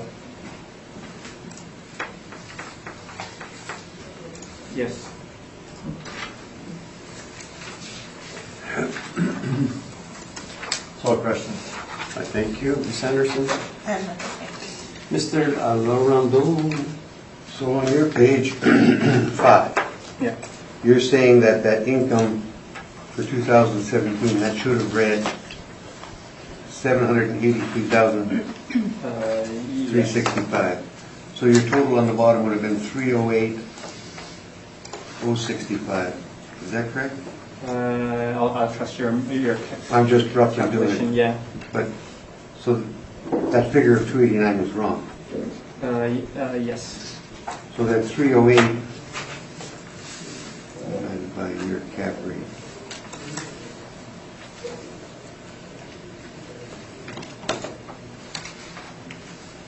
We're going to put it at 5,813,000. Is that correct? Like I said, I actually didn't bring my phone. I don't have a calculator, and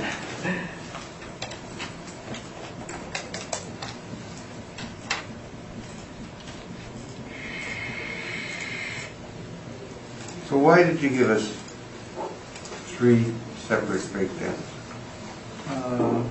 Because you got this one, and the previous page. well, the page 3 is the model. Okay, so Yeah. the model used 43.48%, Yes. Yes. correct? Yes. And you carried that over to your final one on this one Yes. of 53.48%. Yes. And yet, on the previous building, you hadn't carried over the same amount as the model. And you're doing the same thing here using a 2017 number, just like you Yeah. had on the previous. Why wouldn't you have carried the same amount of expenses over? Yeah. In this case, I felt that the end value was very low for a 1 and 2 for 1 and 2 bedroom units, considering that normally they're over 100,000 per unit, and as you can see, even properties that were built in, I guess in about the same time frame, they're unrenovated, and they sold for 70 and 96,000 per unit, and so I just felt that the 65,000 per unit was I would say very low. And Well, the 65 is no longer there because that number would change now. yeah, it would be a little bit higher. But it would be lower on the lower end of the range. But even using the 53%, the estimated market value of $6.8 million is about $81,000 per unit, and that's very much in line with what some of these unrenovated suites have sold for. And this is a 1974 largest masonry building, so they're usually fairly solid. And these ones are a little bit smaller, and once again unrenovated, and they still sold for that amount. So I just felt that this Sold for, how did they sell for? Pardon me? How did they sell for that amount? Oh no, I'm talking about if you look on my page 7. Yeah? There's some cap rate sales. They're on the right. They're about 70,000 per unit and 96,000 per unit and 100,000 per unit. These are, I guess, they're unrenovated units, and these are. The value of the suite you need to do that. Yes. Not sold for. You use the word sold. It's Yeah. not sold. It's the value of the suite. The value of the suite based off of the sale price. Okay. Yeah. So I felt that the 81,000 per unit was more, especially considering there were 1 and 2 bedrooms. It was more in line with the market, and still at the lower end of the range of the market. So here you found the model was too high. Yeah. So you decided to go to a direct comparison approach. But then you didn't like the direct comparison approach, so you changed the number again.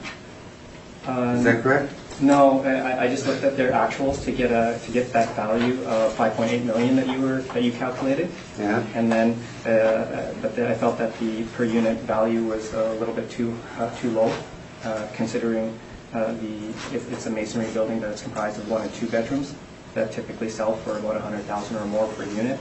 And so I felt that using their actual income with the market level expenses at 53%, that is a reasonable estimate of value. So Kim, is felt like now a direct comparison approach? I felt like A little bit. It would be based off of my I guess sales. Some of the sales that I've seen. Are they here? These sales that you've seen, that we no. can see them? No, the only sales that I can point to are the sales on my page 7 to try to give you an idea of what typical market. And He's already torn apart your Roach, Talbot, Maxwell, Langside. Those properties. Define tear apart. He's already rebutted them. Yeah, but what did they sell for?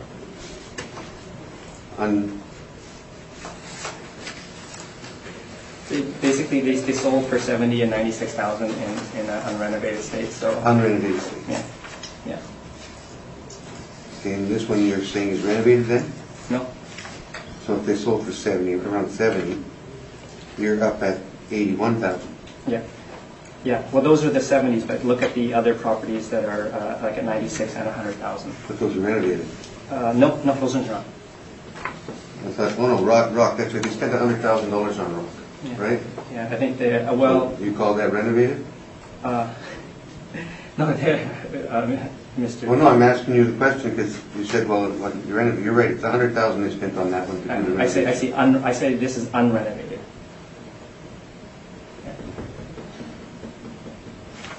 I got no further questions. Thank you. Mr. DuPont, the floor is yours.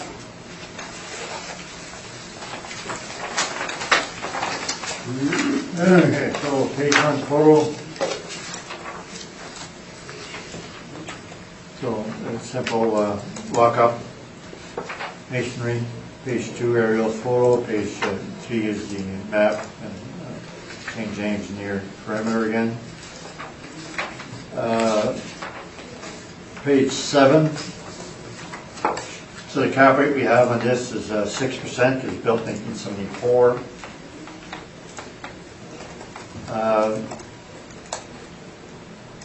Now we go with the actual rents, $735. Now what the assessor forgets is the bad debt. So line 6, it does 9118 bad debt. So line 13 where we have 774, the assessor is 783, and that the difference is the bad debt, and I can show that to you in the financials right now. So page 11 is the financials. So it does show 783,365 on total revenues.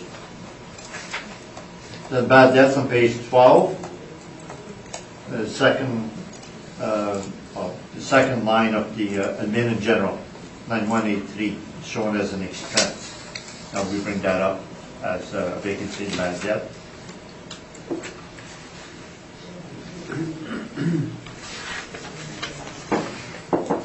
So back to page 7.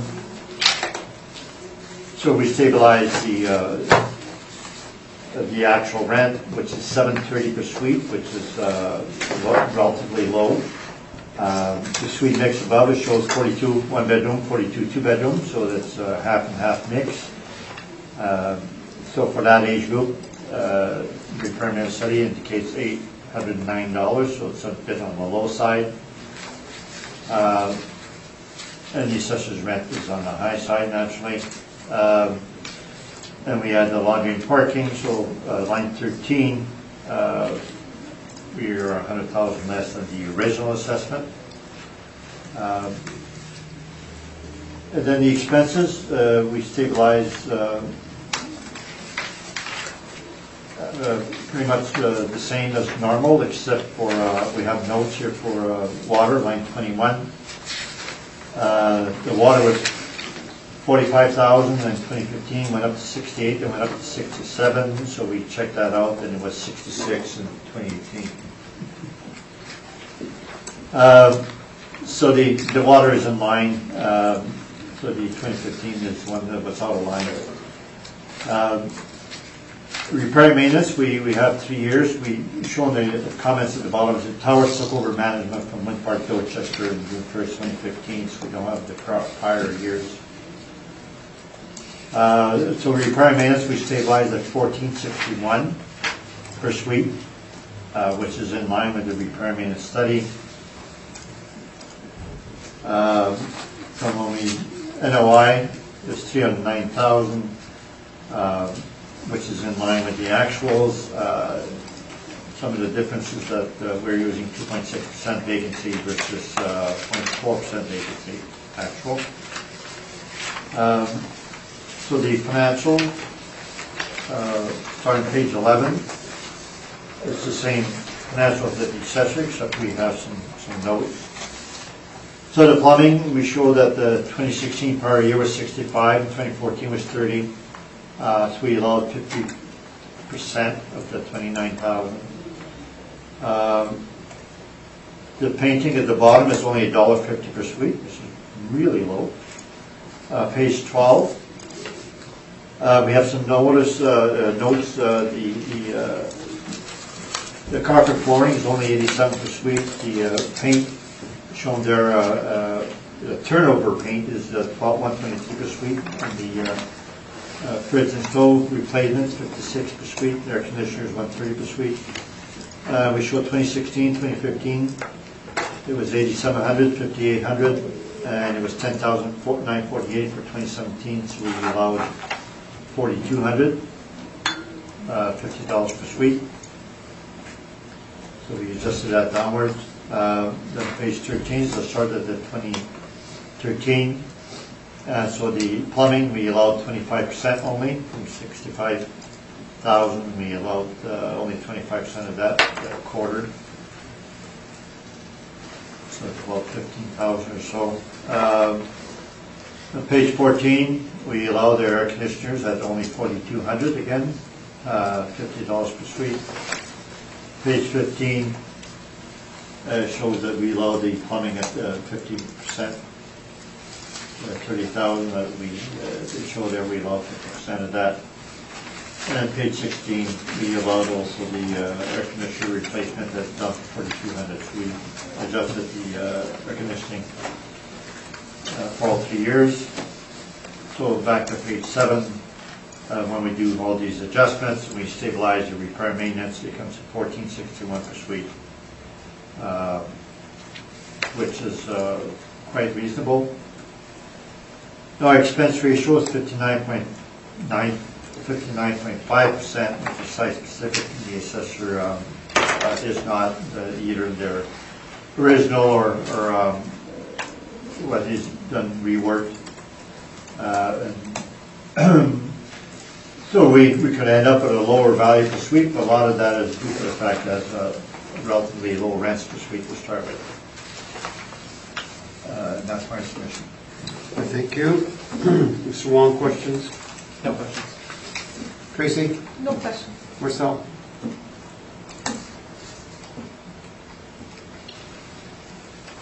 No. Summation, either party? I do. We never used direct president approach. And, I stopped doing direct president approach in municipal board in 1993. I remember that date, and that's the date that I decided not to do it ever again. Because municipal board, prior to that, we were doing board approaches, the assessor and us, and we always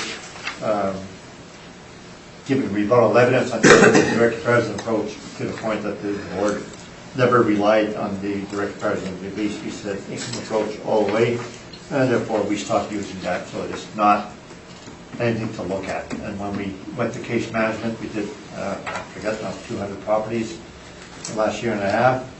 The assessor never once brought us with direct president approach, or never relied upon that, and neither did the board. So that's not something we ever look at. Thank you. Thank you.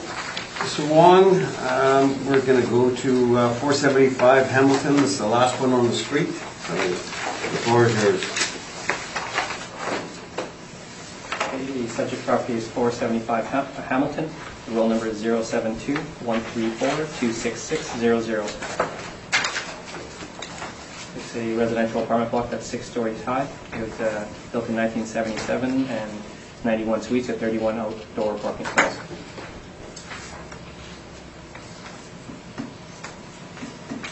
This is a senior citizen nonprofit housing. On page 3 is our income valuation summary. We use average rent of $637 to get a potential income of $689,000. Use a 2.6% vacancy to get an effective gross income of $671,000. We use a 54% expense ratio to get a net operating income of $308,000. Kept at 5%, we have an estimated market value of $6,161,000, which is about $68,000 per unit. On page 4 are our rent comparables, showing that the rents we've used are in line with what's on the market, or definitely at the lower end of the range for market. On the bottom of page 4 are some expense comparables, and that the expenses typically range from about 43 to 53%. Page 5 and 6 are information on how we derive our cap rates along from cap rate sales.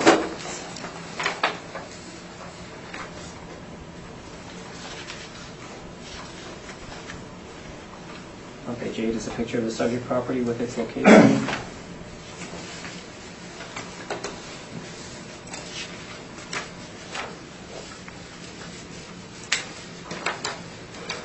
And on page 9 is some information on the subject property.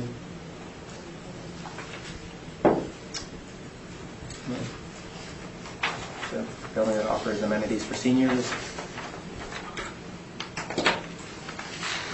For activities such as bingo, birthday parties, and games.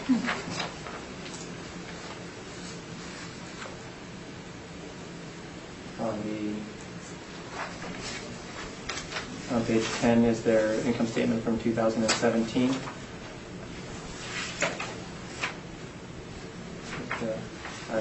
I think using the income or the expenses from a nonprofit probably would lead to an inaccurate estimate of market value, so we're not going to look at that. But on page 11 are the market rents for CMHC. See on the top of page 11, their average CMHC rent is $857, but we've reflected it at $637. So we've looked at this as a below average apartment building.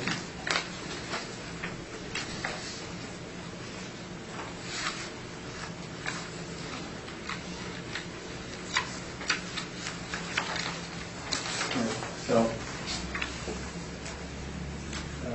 we have treated this as a apartment building that's at the lower end of the range, and so the rents are supported by the market and the expenses are supported by the market. The cap rate that we used is in line with other properties that are similar, so I ask that you maintain the assessed value at $6,161,000. Thank you. Mr. DuPont, questions? Gross floor area per suite is did you have that as page 4, 644 square feet? Yes. So would you agree that this is inferior building due to a small suite size per suite? It is what it is. That's the size. That's the estimated size. Should there be a cap rate premium for the fact that it's got small suites?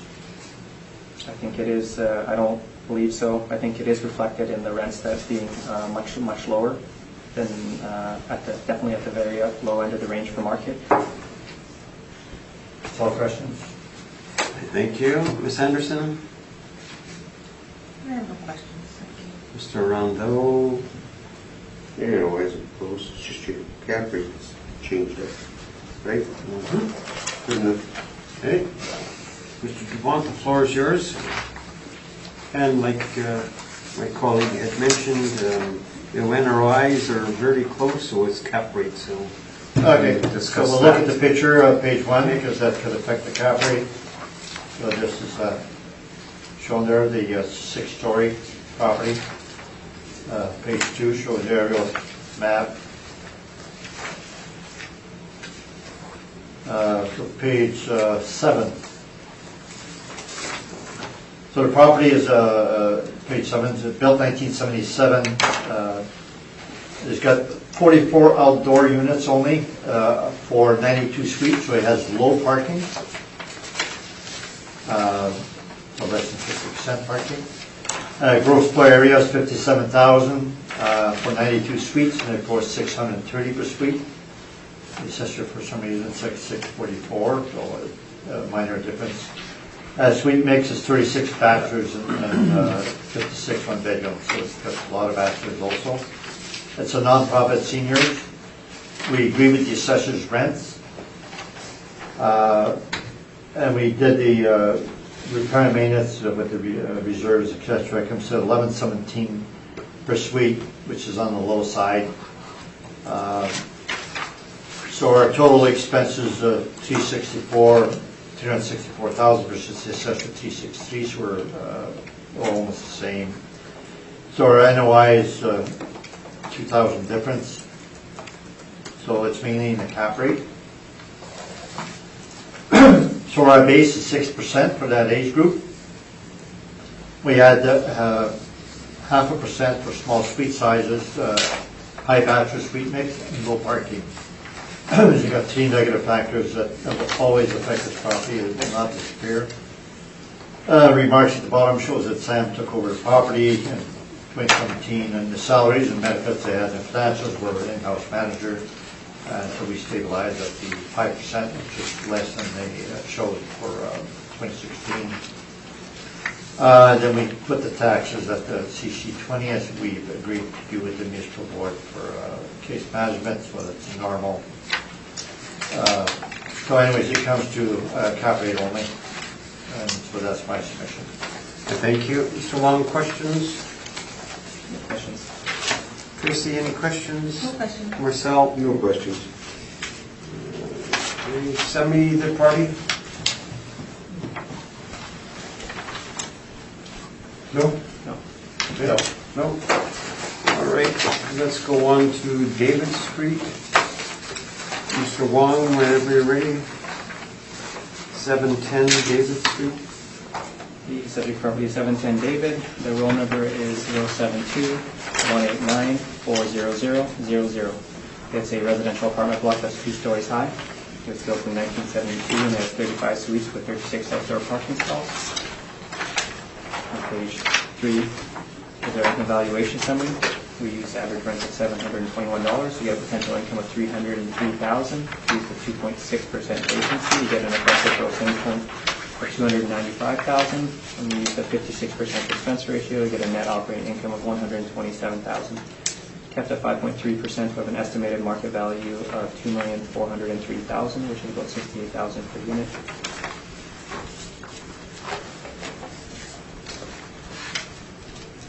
On page 4 is our income rent comparables, and that the rents we've used are at the lower end of the range of market.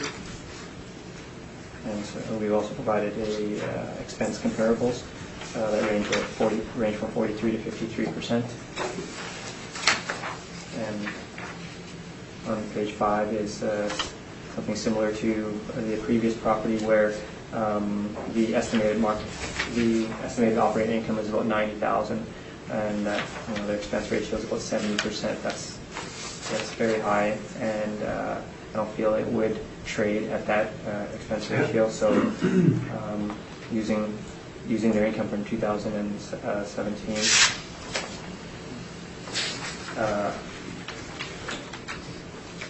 And using at 56%, what I feel is market expenses, their operating income is about $132,000 and capped at 5.3%. The value is $2,491,000, which is about $71,000 per unit.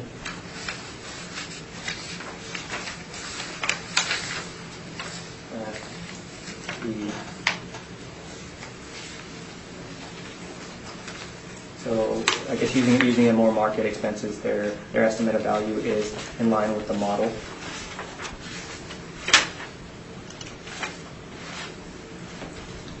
On page 6 and 7 is information on how we derive our cap rates, along with some cap rate sales. On page 9 is a picture of the subject property with its location.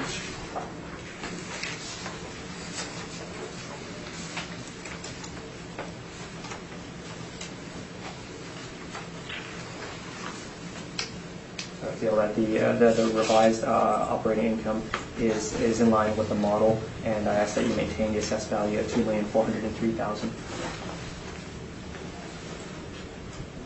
Thank you, Mr. Wong. Mr. DuPont, questions? Do you know whether this property is electric heat only, not gas? I do not know.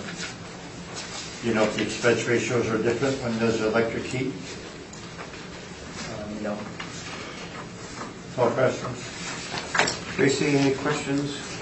I have no question. Marcel? I've got no questions. I have none either. Mr. DuPont, the floor is yours. Photo, page 1. Masonry 2.5 stories, so the bottom units are halfway in the ground. The aerial map and then the map, so there again is a near perimeter. Page 7. So we stabilized the line 3. The average rent is $686 per suite, so it's low rent. Suite mix is 18 one bedroom, 17 two bedrooms, so it's half and half. It's not bad. Gross per area per suite is close to 1,000 per suite, which is not bad, but it has low rent. So line 13, we're at 298. The assessor's 295, so we're slightly higher than the assessor. Expenses, though, we stabilized line 31. 208,000 versus the assessor 167. That's the original assessment. And then naturally they do some different figures on page 5. And you have two values there. One the $1,000,007 if you use actual expenses, and then if you use their expense ratio this supports their assessment. Now if you look at the line 2021, the hydro and water, there's no gas. So you can look at the financial statements, they've got no gas. So because of that, the tenants also don't pay for their suite electricity, not the heat, but the lights, etc. So the landlord pays for that. So not only does they have low rents, the tenants don't pay electricity. So that's a reflection of the rents, really. So that it makes for a higher expense ratio.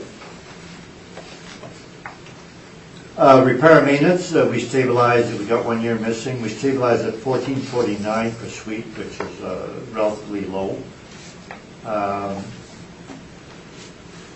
Other expenses are done a normal way and pretty much in line. So when we use 6% cap rate, it comes to a value of 1,496, so it's much, much lower than the assessor. So our expenses are different than the assessor, much different. So a lot of it is in the utilities. But we can go through the financials on page 11. So the 2017 statements, the plumbing, it was 13,000 1 year, 5,000 the other year, and 26, so we lost 50% that year. Painting shown at 41 per suite, carpets 43 per suite, page 12. The replacement of appliances 150 per suite. The grounds maintenance on top it was 5,600 2016, 4,800 2015, and then 10,000 for that year. So we allowed only 50%. We dropped that in half. We did not allow the consulting fees that they had in page 12. Page 13, fire and safety, we allowed only 10% because the prior years were $800 and 160, so we allowed 10%, that's $500. Windows, we allowed 50%. And turnover repairs, we should allow all of that, except it was on the high side versus other years. Other years were low.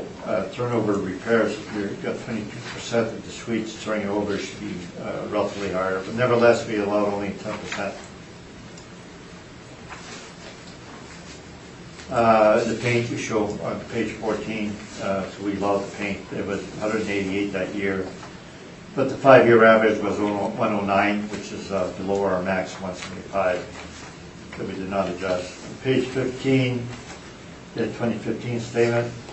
There's no adjustment on that page, no adjustment on the subsequent page. They had low, page 16, low turnover for carpets, only 56, and paint was only 39. Page 17, so we skipped 2014, that's what 2017 was a wind park statement. And prior to that was towers, so the towers took over from wind parks, so that's why we have 1 year missing. The R&M that shows there that it's 54,000, we allowed only half the planch replacement to bring it down to 165 per suite. So that's the data we put in our financials. So that's our report. It's got low rents and electric heat and electric lights paid by a landlord. So based on site specifics, this is what the property is worth. Thank you. Thank you. Mr. Wong, questions? This is a 1972 building. It's masonry and it's comprised mostly of 1 and 2 bedrooms. Have you ever seen any properties like this that have sold for $43,000 per unit, which is what you're asking for? I don't care about direct competitive approach, as I said, the municipal board is not. I'm not saying whether you care. I'm just asking if you've ever seen anything like that. I don't check that because I don't care about it. It's not relevant. We do it by the agent approach. If you haven't checked, that's fine. That's fine. No questions. Tracy? I have no questions. Marcel? No questions.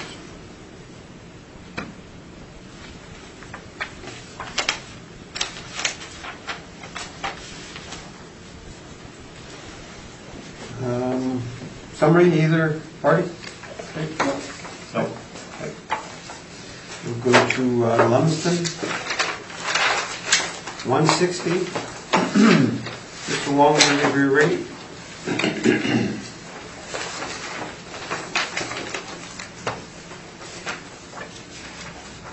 Subject property is 160 Lumsden. The roll number is 072-178-280-00. It's a residential apartment that's 2 stories high. It's built in 1974 and has 44 suites with 48 outdoor parking stalls. On page 3 is our income valuation summary. We use average rents of $1,162 to get a potential income of $613,000. We use 2.6% vacancy to get an effective gross income of $597,000. We use a 49% expense ratio to get a net operating income of $303,000. Capped at 5.3%. So an estimated market value of $5,718,000, which is about $129,000 per unit. Page 4 are rent comparables. And the rents are in line with what's in the market. On page 5 is a summary of the income and expenses submitted by the owner. Their estimated operating income is about $269,000, which is less than what the model is estimated at $303,000. So I'd like to recommend a revised value of $5,094,000 based off of a NOI of $269,000.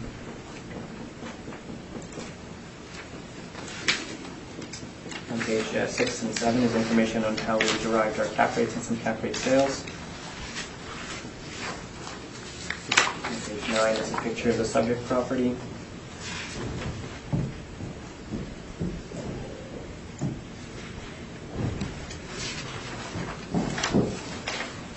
The remainder of my brief are the income statements submitted by the owner.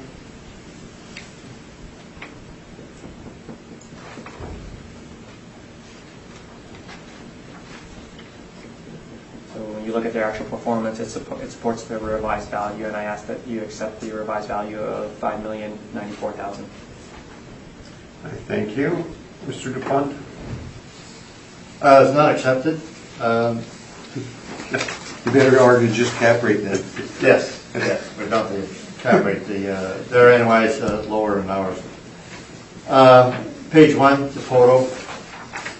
2, 3, the maps, etc.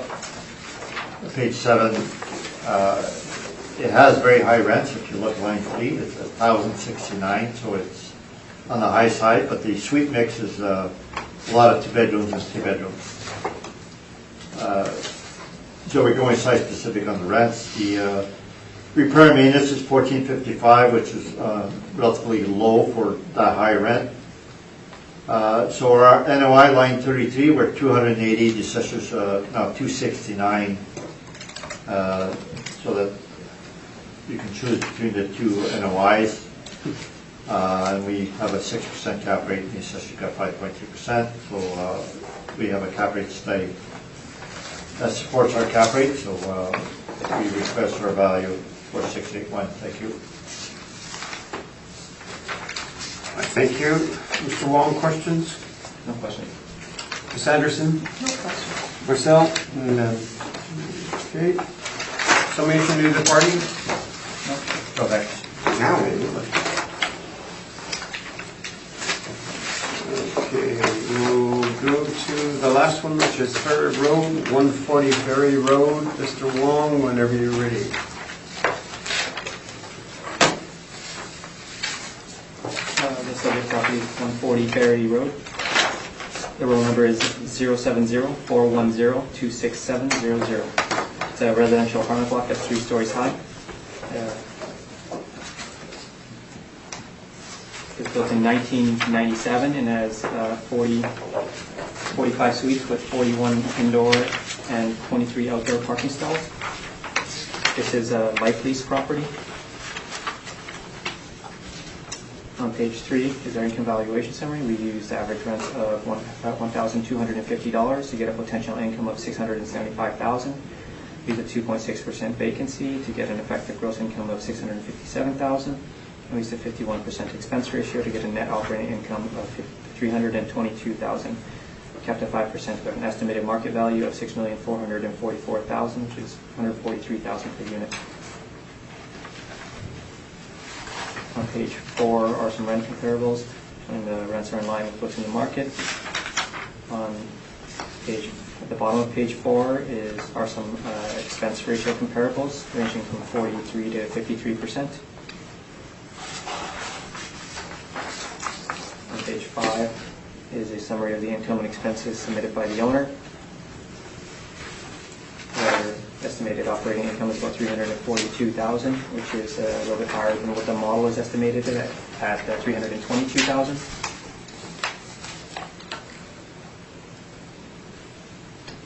On page 6 and 7 is information on how to derive their cap rates. Page 9 is a picture of the subject property with its location.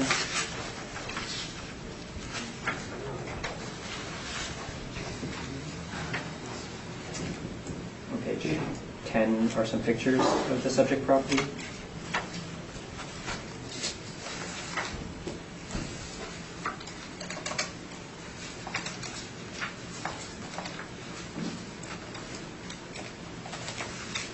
On page 11 are the entrance fees that are required.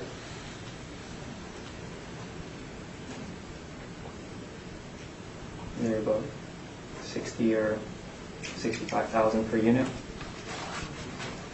On the bottom of page 7 is an estimate of the amount of entrance fees that they have, which would be using an average entrance fee of $63,000 on the 45 units. There's about $2,868,000 in entrance fees. On page 12 is information on their wait list. For 140 Ferry Road, the wait list is approximately 260 applicants.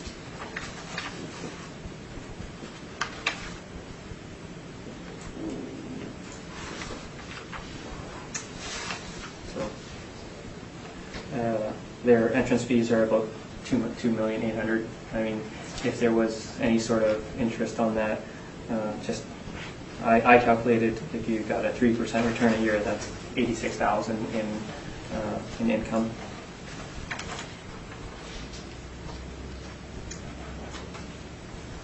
The model income and expenses, they're supported by the actuals, and the cap rate that we've used is in line with what we've used for new buildings, and the value is also in line with 333 Ward, which is a similar type property. It's actually so with all that lining up, I ask that you maintain the assessed value at $6,444,000. I thank you, Mr. Wong. Mr. DuPont? questions? Your actual expenses on page 5, 336,000. You get that from the handwritten questionnaires. Would you agree that you exclude the replacement reserve? Yes.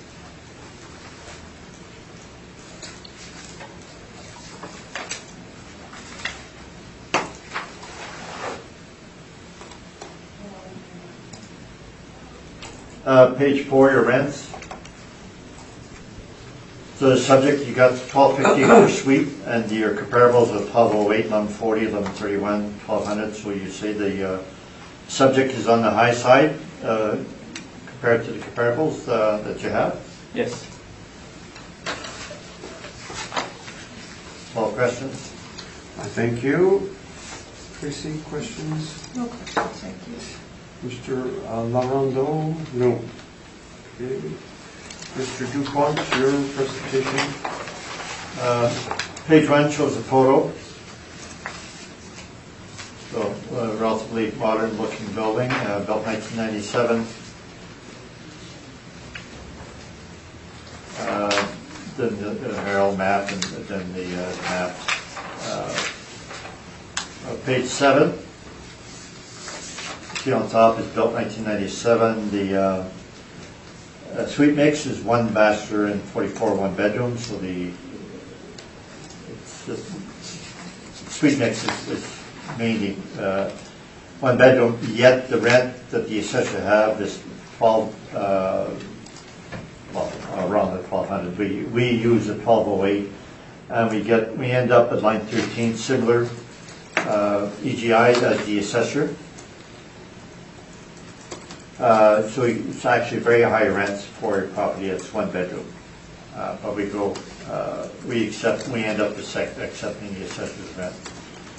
The expenses are shown there. The line 24, it has cable.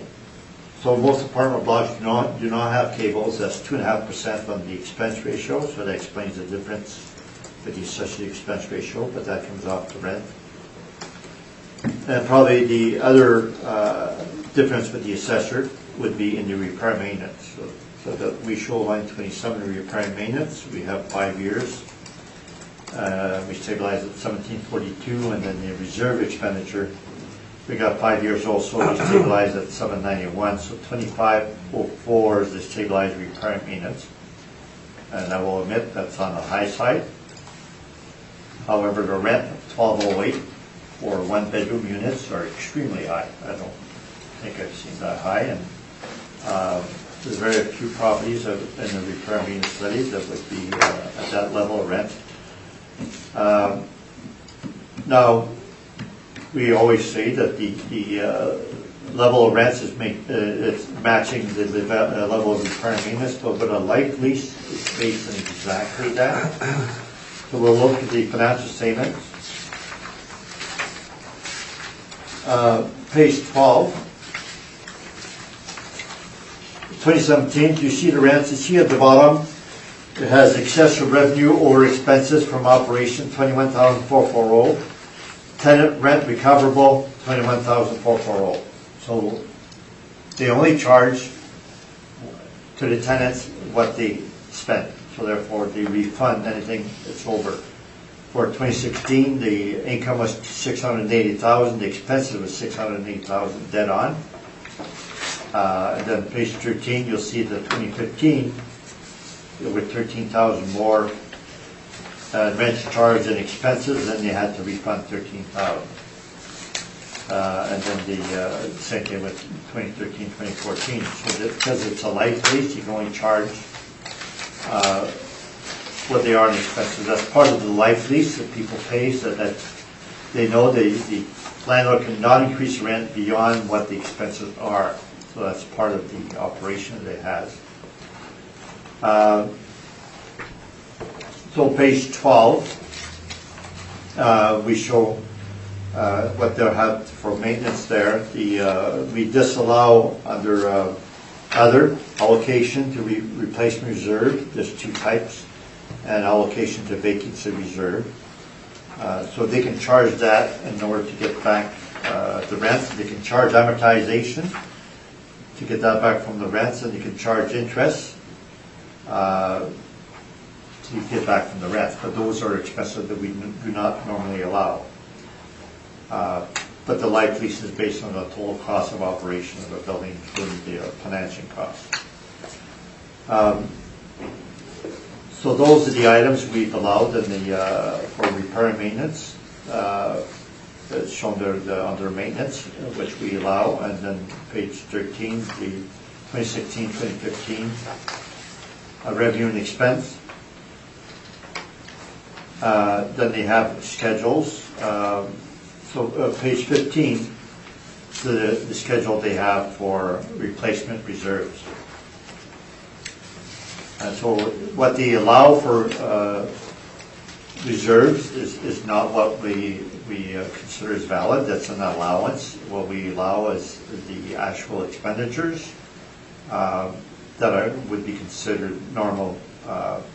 So the appliances on page 15, the average $109 per suite over the 5 years. So we allow that. So you can see the 2017 was 127 per suite, but the year before it was only 56. Countertops, the 5-year average was 87 per suite, which is on the low side, less than 2,500 that we will allow divided by 10 years of 250 per suite. The flooring is shown there as 386, but the year before was 127, maximum is 400, so we allow that. Heating and cooling, the 5-year average is 12,150, which we allow. We did not allow at the bottom toilets 8834, water damage 9216. We did not allow blinds. That's a relatively normal thing, but they were relatively large. We did not allow that. We did not allow a garage cost of 2846. Page 16.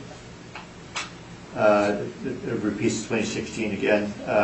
And then what we disallowed in 2015 is the fire dampers, 5429. And the lighting, we allowed only 20%. It was 8,000. The prior year was 2,000. So we adjusted that down to more normal level. Page 17. Shows the appliances and the flooring per suite, which is below the maximum.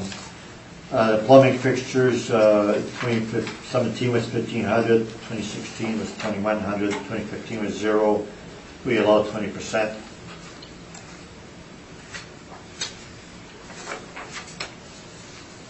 So when you add all these items on page 7, our report, so we've adjusted to a lot less than actuals on these repair maintenance reserves. We made a downward adjustment, and it comes to 2504 for total repair maintenance. And I believe that's what it should go with, site specific, and it matches the rents. That has high rents, and that is 5-year history. We adjust at less than actual for repair maintenance, and believe that's very reasonable. Thank you. Thank you. Mr. Wong, questions? No questions. Tracy? Just wondering if you could delve in a little bit further why the 5.75 cap rate, because it seems like it's a fairly new building and low risk, good shape. I don't know if it's low risk. Buying a property like that with such high rents, I believe it makes it high risk. Our cap rate on page 6 is that we have 1980 to 1997 is 5.75%, and 1998 plus is 5.25. So it's just below the cutoff. The sister has the same cutoff at the end, 1997. They start 1975. We start 1980.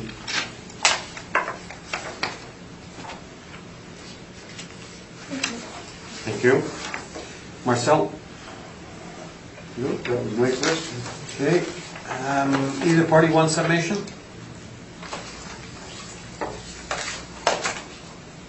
Mr. Wong? Mr. DuPont? No. Okay.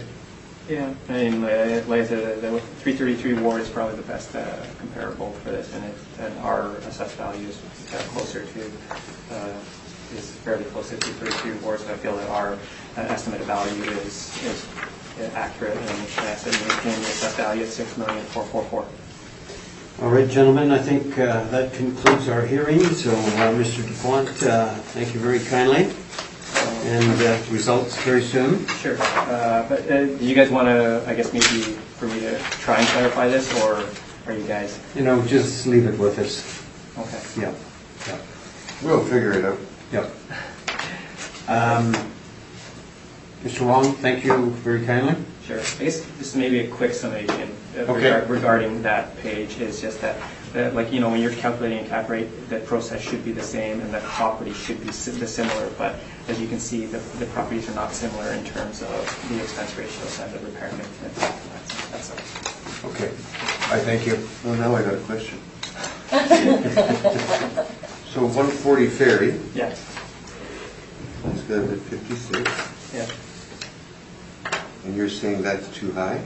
I'm just saying that the properties, that the subject properties are not comparable to the properties that they use to establish the cap rate. The properties that they use to establish the cap rate have very low expense ratios, and Okay. Leave it with us. okay. All right. Shut it down. That concludes our hearing, so thank you very kindly.